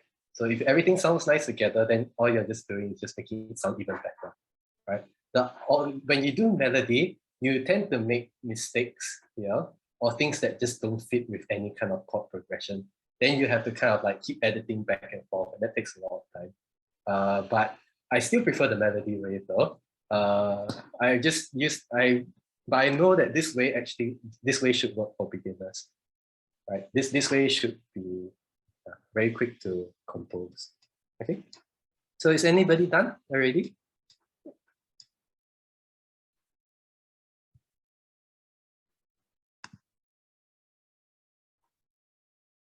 Okay, I see one person. Anybody else? Oh, good. Okay, so we've got this already, right? Okay, so what we want to do is we want to duplicate the melody again. Okay, and then we'll call this the bass. Okay, so what we'll do is we take a look at the melody here, and we'll just delete the very bottom notes of each bar. So there are 4 things that you have to delete. 1, 2, 3, 4. So make sure you select the melody, select this track here, and then delete the 4 notes at the bottom. I'm going to color code this so that you all can see what's going on. So this will be, I think, okay. This will be purple, and this will be blue. Okay. So here I've deleted the 4 bottom notes in the melody, and for the bass, I'm going to save the bottom 4 notes. So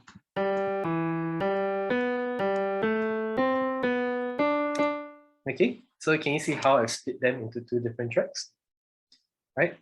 And I'm just going to lower the volume again and then play it.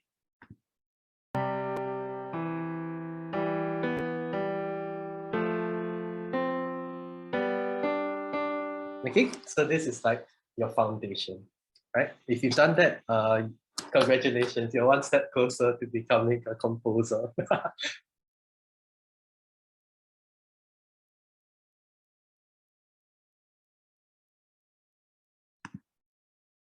Okay, let me just see what else we can do before we have to wrap up. Okay, so we've done progression, we've done melody. Okay, we've split it up into a bass and melody. Okay, so now in the last 15 minutes, last 10 minutes, I'm just gonna rush through just 2 things, the percussion and the harmony. Okay, so once you've reached this stage, you can add another track here, right? So you can add another instrument and select your instrument here, change that to be MIDI percussion. So you create a new one and create MIDI percussion. That's one way. The other way, I think this is, actually we should all do it this way. I just scared that some of you didn't manage to download the materials. So go to your workshop materials and then just pull out, okay, where is it?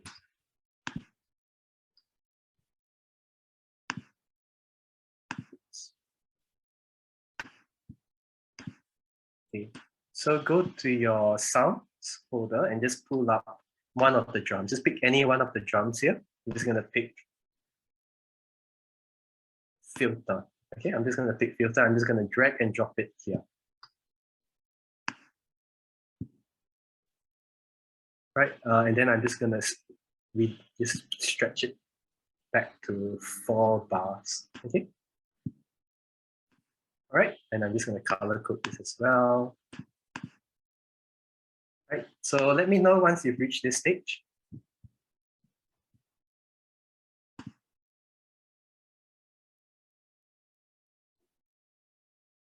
Okay, so the aim is to split and then just drag and drop one of the percussion tracks, right? So lower the volume. This is how it sounds like now.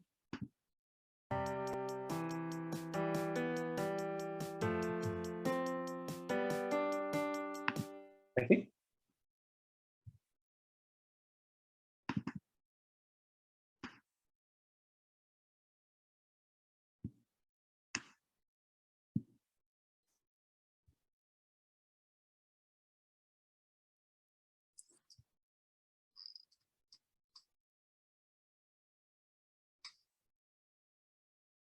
how was the bass created again? So, okay, so from your chord progression, right, we kind of remember, okay, let me just recap again. So what we did is, remember, we placed 4 notes at random at the bottom here, and then we made them into chords. That's step 1. Then the step 2 is to take the top 2 notes here, and then kind of change the duration, right? This will give us 2 things. The top 2 notes are your melody, and the bottom note is your bass. So what we're doing is we're just, so that's step 2. So step 3 is, once we've reached that stage, we're just splitting those 2 parts. Okay, so the bass is the bottom notes, the melody is the top notes. Sorry, excuse me. Okay, the percussion that we use is just from our folder. We just drag and drop one of the drums. Okay. If more people are done, then I can. File not supported. Is it a MIDI file? Does it say m.mit?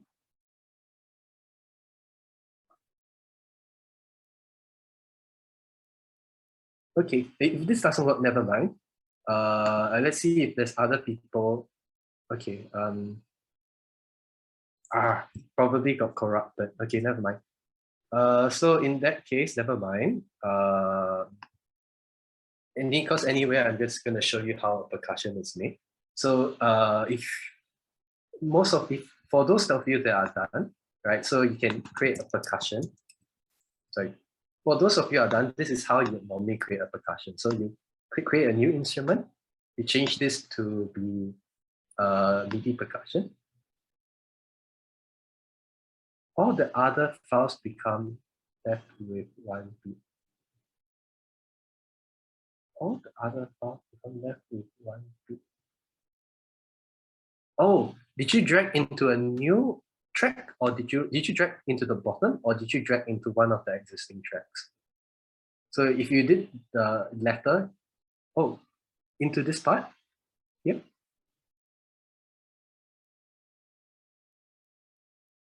Most got cut. Oh, that's strange. How about if you click here and then you import it instead? Does it work? Oh, before you do that, just make sure to also rewind all the way to the start. Okay. So another downfall of Bandlab is you can't copy and share things. Never mind. In that case, I will show everybody how to make their own percussions. So go to create a new instrument here and change it to percussion, general MIDI percussion. Okay. Then what you have here is just a weird mess of instruments.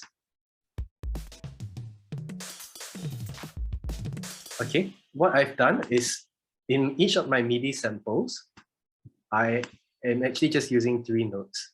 Okay, I'm using, okay, let's just take the easiest one. The bottom, the 3rd white note from the bottom. Okay, so I'm just going to go here. I'm going to scroll all the way down and then click this note, the one above C2. Right? Then you can just spam it. Right? I'm just going to delete this one. Just going to drag this up. Rewind. Okay, so that's done. And then you can pull this button on the top left, the top right. This will loop it. So you don't have to do it, repeat it over and over again. So you have.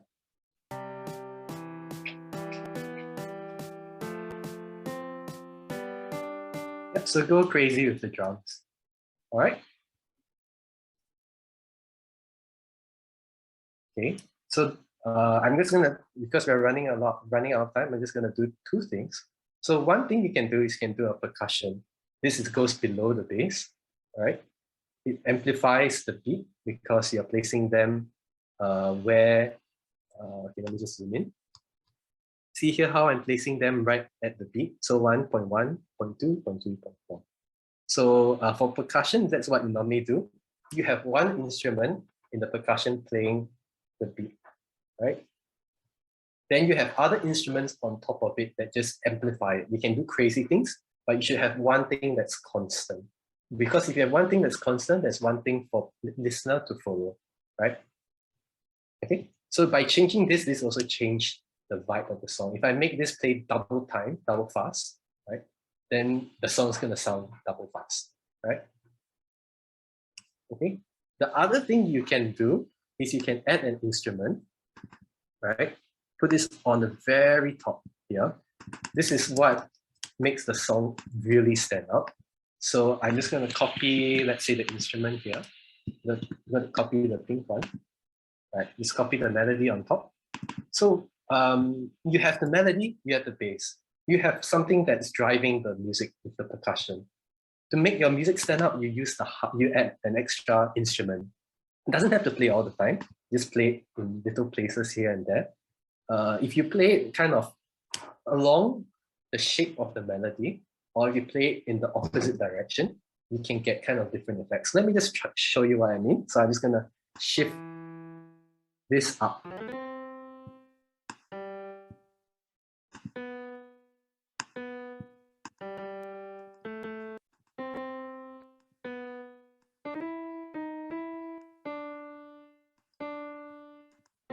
So what I'm doing is I'm just playing random notes. And I have no idea how this sounds like. But I'm just gonna listen to this.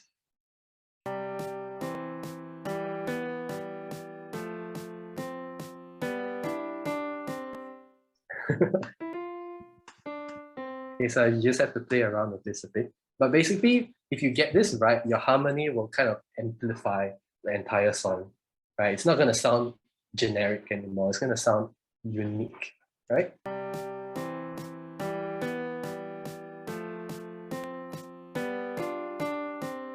Okay, I didn't do it right this time, but that's the idea. So once you have this, you just keep stacking more and more harmonies to make your song sound more full. The more notes you put in, of course, the richer your sound, the fuller your sound becomes, right? And yeah, the opposite, it can be said with silence, okay?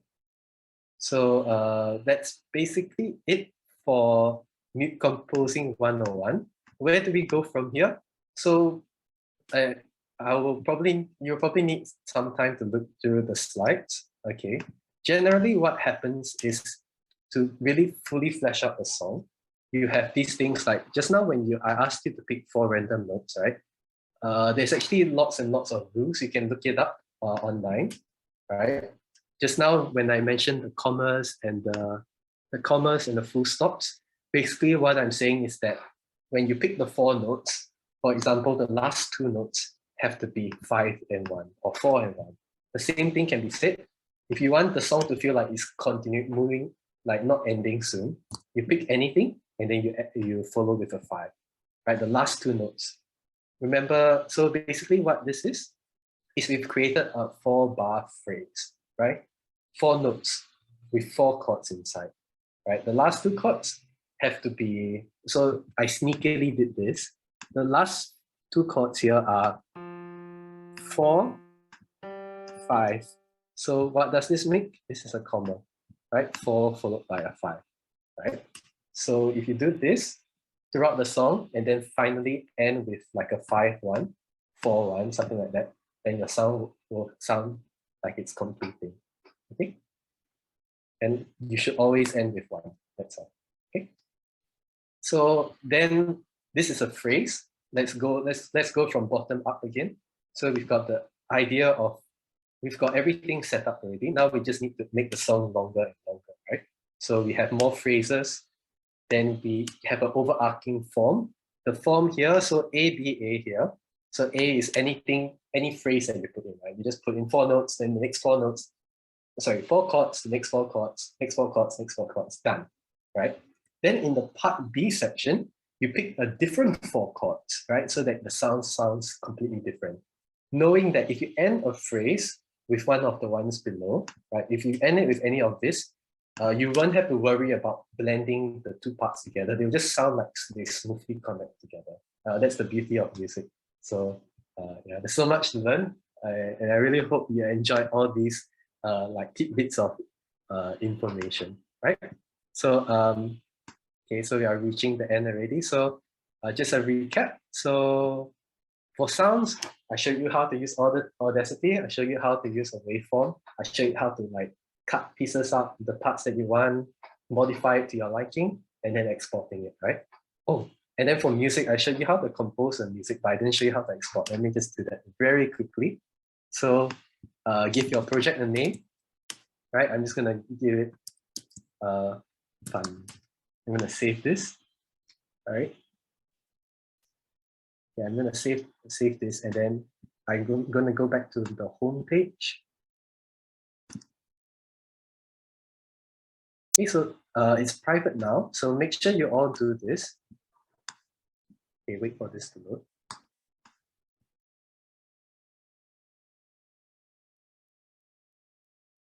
Okay, so the very last step that you need to do when you compose music. So when you did sound, right, you had to, what was the last thing you had to do when you edited the sound? Does anybody remember? Normalize. So when you do music, the same thing has to happen as well. You have to normalize. In this case, it's called mastering. I don't know how long this is going to take, but basically, there's a button here that says master. Let me just refresh. Maybe it's just lagging.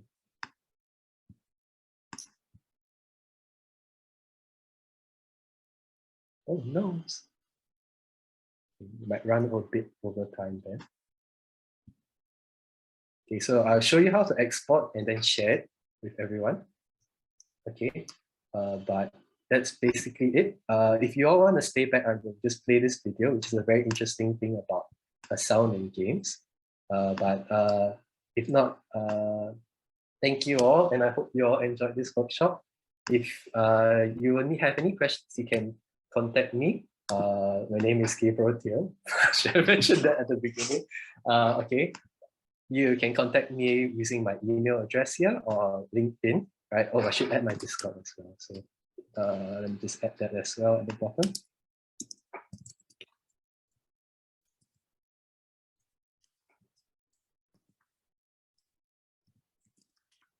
Okay, let me check the number. Okay, good. Okay, wait, hold on. I'm not finished yet. Let me just finish the mastering section. It will be uploaded to the drive, but apparently some of you have been unable to access it.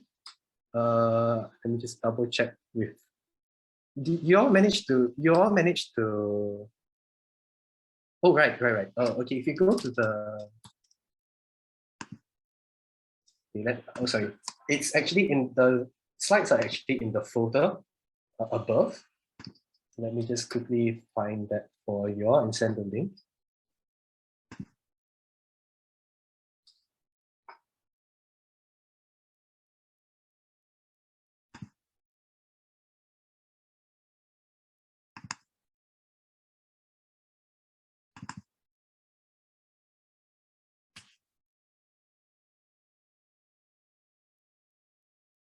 Actually, I can just copy this. Okay, give me a moment.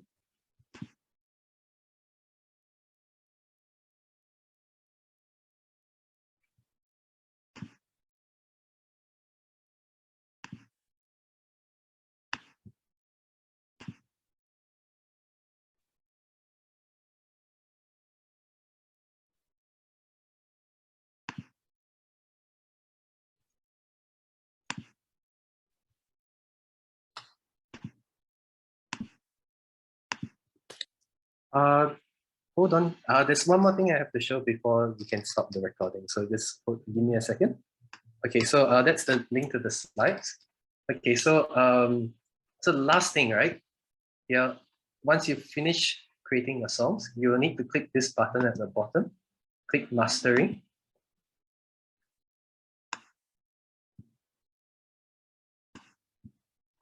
Okay, this will take a while. Sorry, my bad. Okay, so once you're in this page, you want to click mastered universal. Okay, and then click apply. Let that save, and that will allow your music to normalize. You can see the shape of the waveform here, right? See, after mastering, everything became louder. So in that case, now I'm going to publish it as unlisted.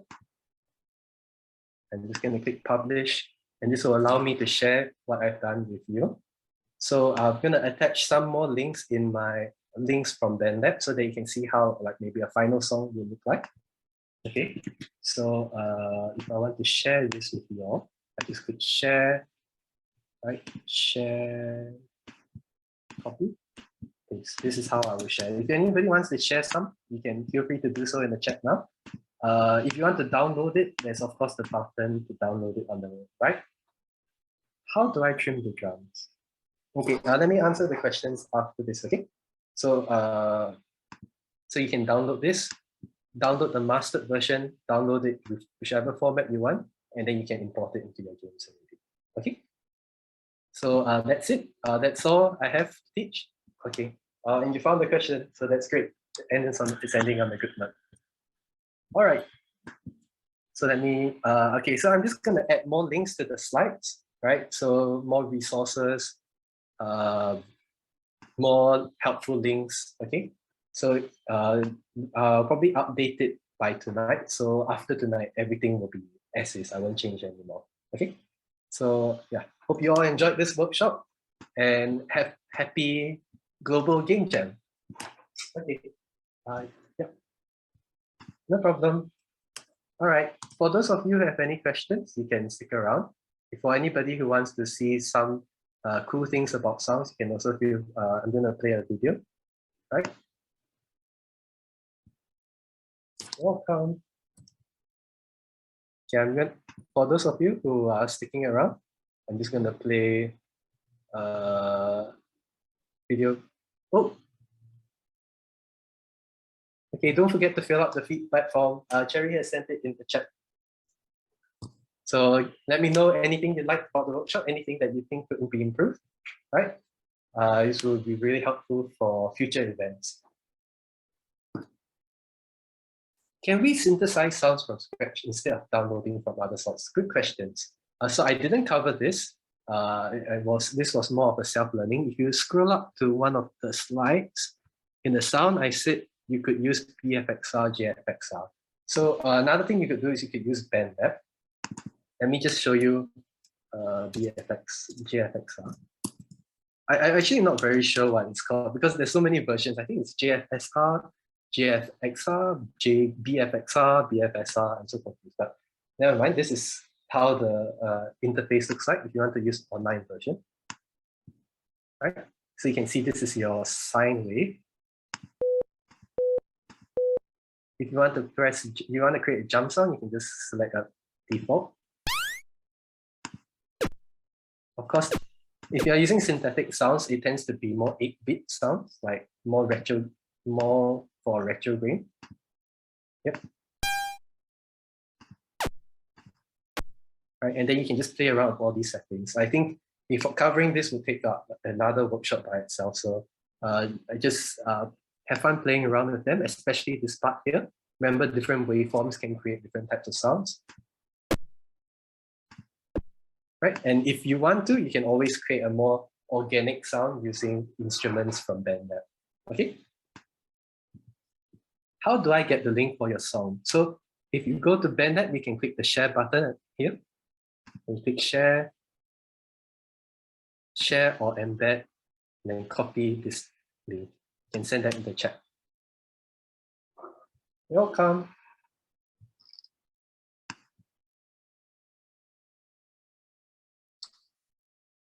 Okay, any more questions?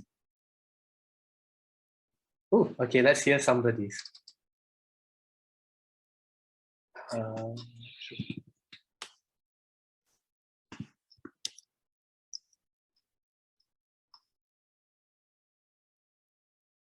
Ooh.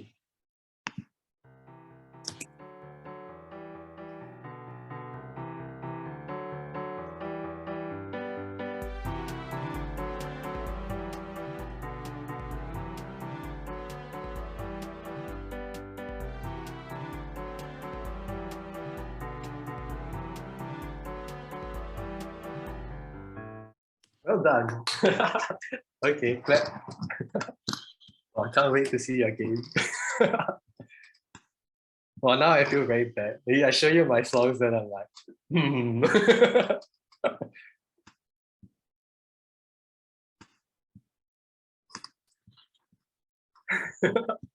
oh no.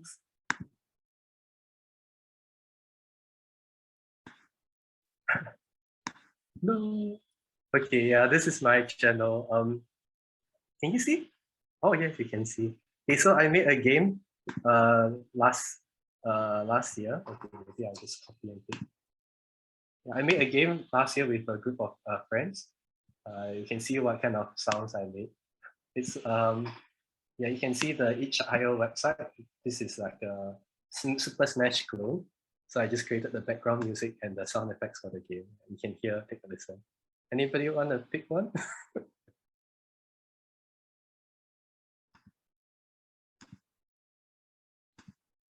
Battle. Okay.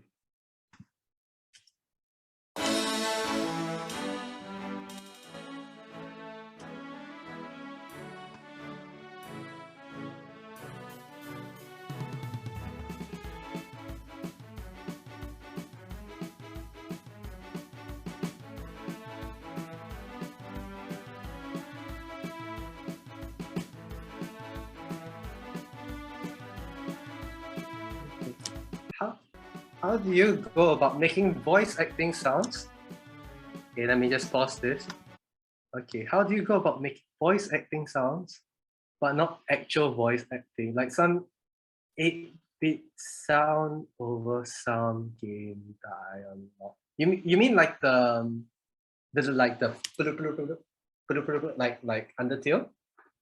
Oh, okay. I think that's a synthetic sound.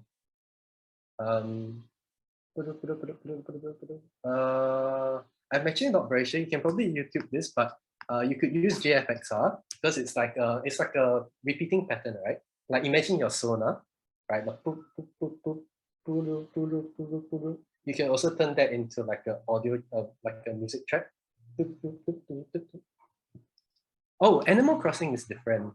Animal Crossing is actually recording the voice, right? And then modulating the pitch. So making the pitch sound like really high pitch and crazy, right? And then like filtering, making it sound, yeah. Okay, so I think the biggest takeaway though is that when you think of a sound, think outside the box. Something that you expect may not be what you might not expect what actually created the sound. Like for example, like vegetables in Mortal Kombat. So you can think outside the box on how you want to make that 8-bit dialogue sound. It doesn't have to just be, there's not just one way. Okay. Yeah, I'm just gonna click random things now. What's this? I built the Animal Crossing voice generator. 64 lines of code. Okay,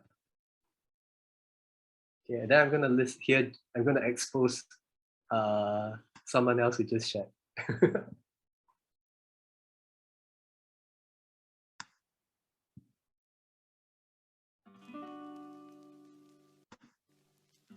Animal Crossing. We all know it therapeutic effects, and whether you're using it I'm gonna skip a bit, love sorry. the sound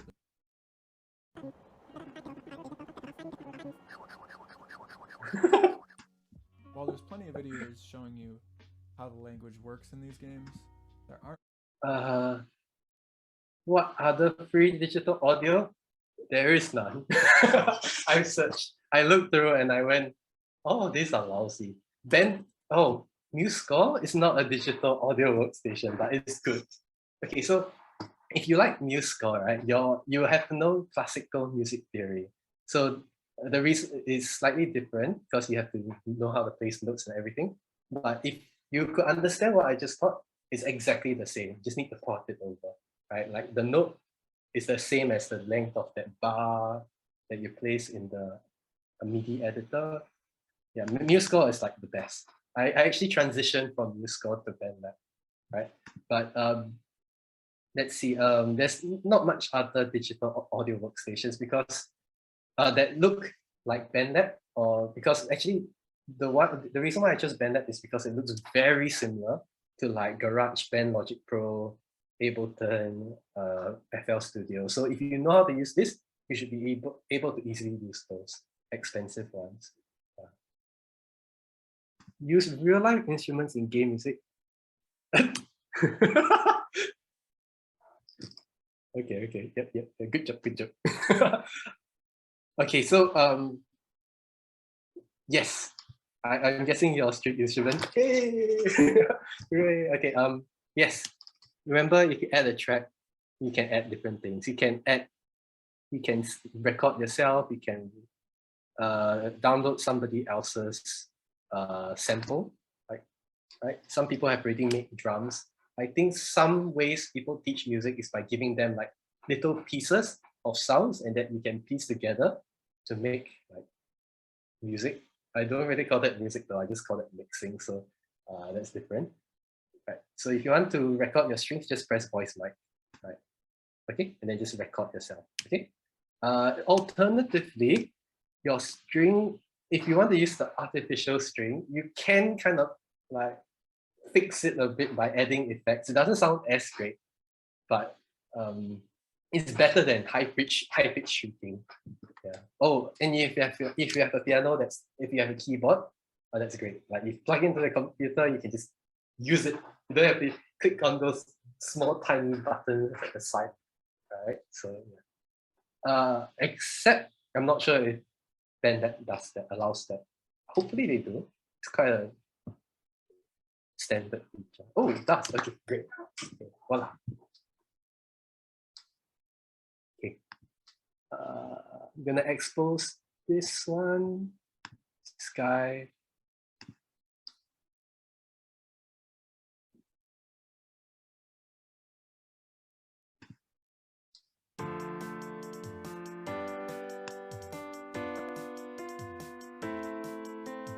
Oh, sounds nice. Okay, well done.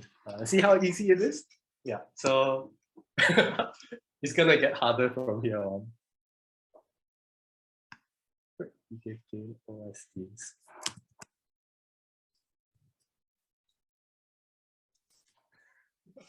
Bias.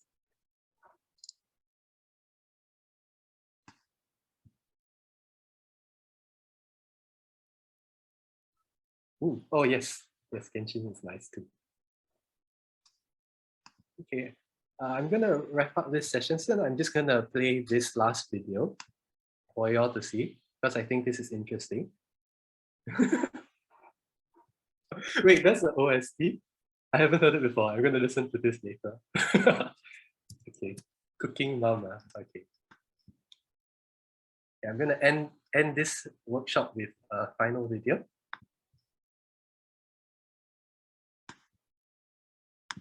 A fair warning, the following video regards a horror game, and it will feature some jump scare sounds and overall creepiness. Hello.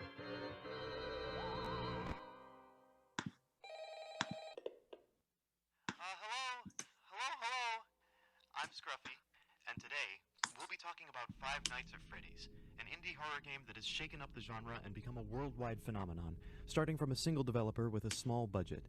And in light of that developer, Scott Cawthon, supporting developers of Five Nights at Freddy's fan games, and also because Halloween is coming up soon, I'd like to take an analytical look at the ways sound has made this game so compelling and spooky. I'll only be touching on the first game for now, and I won't be addressing the lore of the game much since there are still so many mysteries about it. Now, it's been plenty established that Five Nights at Freddy's is, or was, frightening, if you haven't played it before. And small wonder, it capitalizes on a broad discomfort with animatronics, robots that fall right in the uncanny valley. Too humanoid to be a cartoon, but moving too mechanically to pass for something living. But even more than that, you are trapped in a single spot, the security office of a pizzeria. While these animatronics not only move where they aren't supposed to, while you aren't looking, but are coming for you specifically. It is a nightmare scenario, built off of two pillars: the absence of information, which prevents planning, and the absence of action, the inability to fight or flee. Now, if this were actually a nightmare, those two would perpetuate until we wake up in a cold sweat. But since this is a game, and there is a win condition, some of these pillars allow the player a chance to think under pressure and win over their stress. And this is where developers like Scott turn to visual signals and audio clues to dole out some control. I say clues because while a map of the pizzeria and camera feeds of the animatronics are clearly helpful visuals, it's more complicated when it comes to audio. Some audio works to your advantage, giving you information, and some audio works against you, muddying information, creating unknowns, and even contributing to the absence of action feeling. Let's break down each of these, starting with the advantageous audio. That is, any audio that helps you form a plan and figure out how to survive. In a scenario with absence of action, you are desperate for information like this. Although at first, nothing you hear seems advantageous. It all starts out unknown, which is yet more stressful. It's only after you spend some time in this environment and listen for patterns that you start to pick up where advantages lie. And the sound files of FNAF confirm this line of thinking. For instance, there are 4 different sounds for pots, pans, and oven doors clanging about.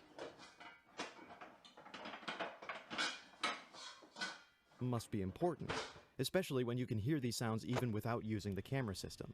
Initially, this sound is a stressor, but eventually you can pick up that the sound is louder when you look at the kitchen camera, which only has an audio feed. And then you pick up that Chica, the chicken animatronic, is nowhere else to be found. So all along, this sound was actually trying to help you understand that Chica is currently in the kitchen, and going forward you can determine that without using the camera, saving you some power. Not every advantage in the game has an audio clue, but the ones that do are well designed. Another one you'll hear is Freddy's voice whenever he moves into a new room. There are 3 versions of this sound.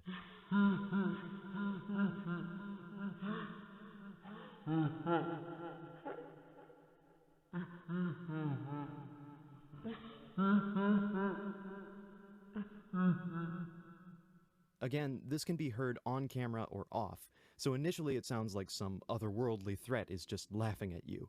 But eventually, with enough camera usage, you can tie Freddy's movements to his laughter. In fact, Freddy's difficult to see on camera, and you've got to conserve power anyway, so for some players, it could be easier to count the times Freddy laughs to indicate how close he is to the office. The audio may be unnerving, but since it forms a pattern in an otherwise unpredictable environment, it's advantageous. Now, there's other audio that forms patterns but doesn't give you an advantage. These are just good old sound effects, scored directly to what happens on screen. There are the sounds of the camera feed failing when an animatronic you're watching suddenly moves.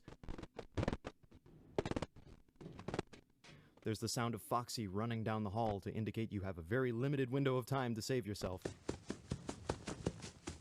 And the sound of him banging on the door. These sounds are consistent with their actions, but the player never really picks up help from them.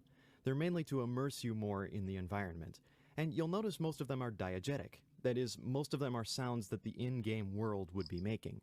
There is one sound that doesn't seem diegetic, however, and that's an audio stinger when Chica or Bonnie appear right in your doorway. That sound is not manufactured by a camera or machinery, and I don't think it's meant to come from Bonnie or Chica. It's more of a classic horror music cue that makes you jump a little more at something sudden. A stinger.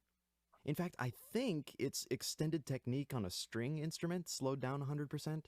Here it is sped up.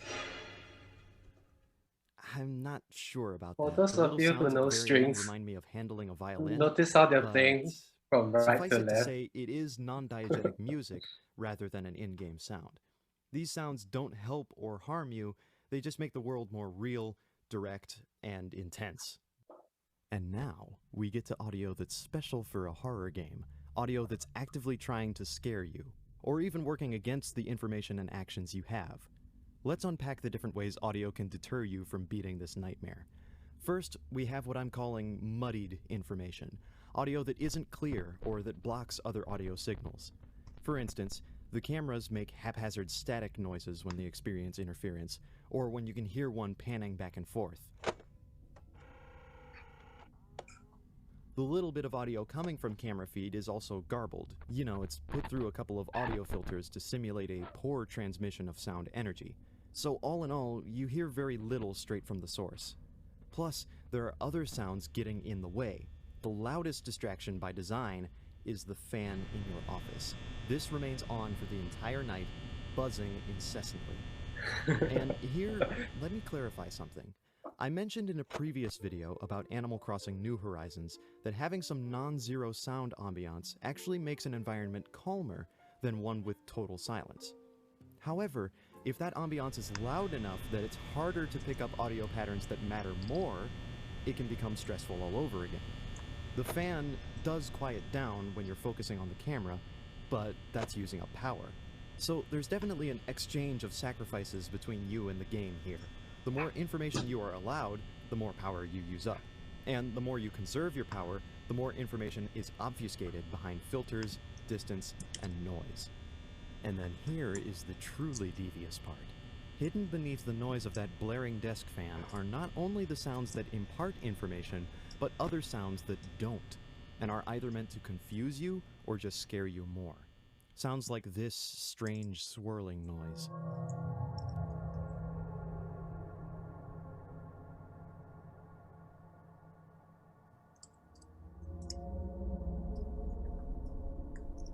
Doesn't really signify anything other than a creepy atmosphere that can't be identified. Same with these even subtler noises.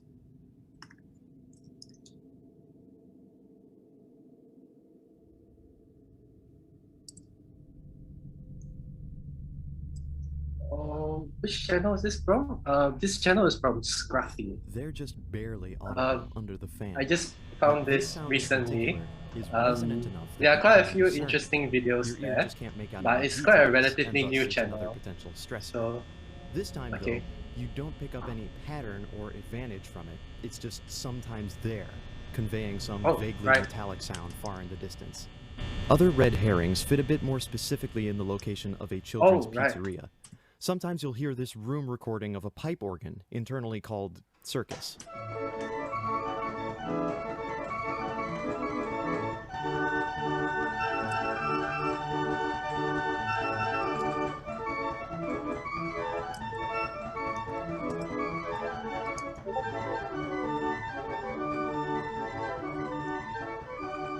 A festive little jingle like this feels right at home in a kid's pizzeria or an arcade, although it's juxtaposed with the nightmarish scenario. And once again, it's not giving you any real information, it's just getting you that much more stressed. Same with the song Foxy will occasionally sing, internally called Pirate Song 2.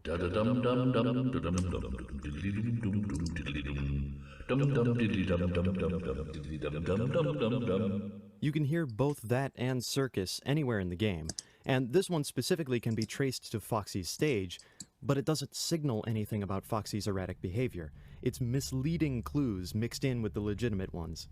One more misleading clue interestingly begins as a legitimate one. At the start of each night, you receive a previously recorded phone call from another employee who has been dubbed Phone Guy. His call on the first night sets the scene, tells you how you're in danger, and what actions you have to keep animatronics at bay.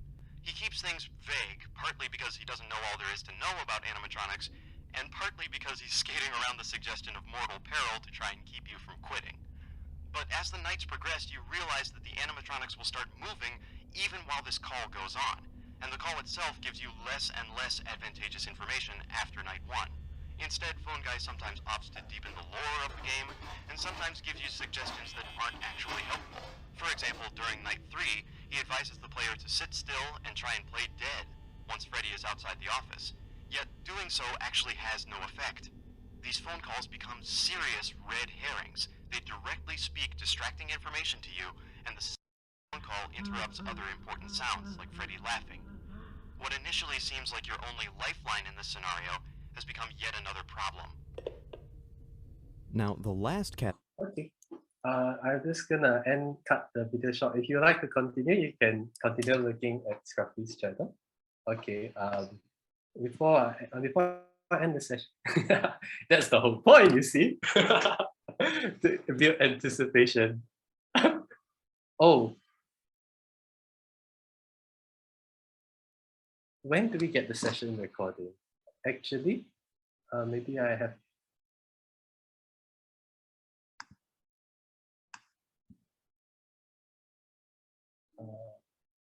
Hold on, I need to ask the organizers about this.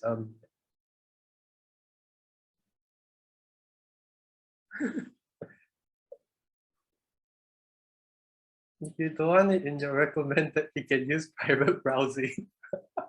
Use proxy server without logging in. Or I mean, I'm not sure, does it add to your feed if you play it from the slides?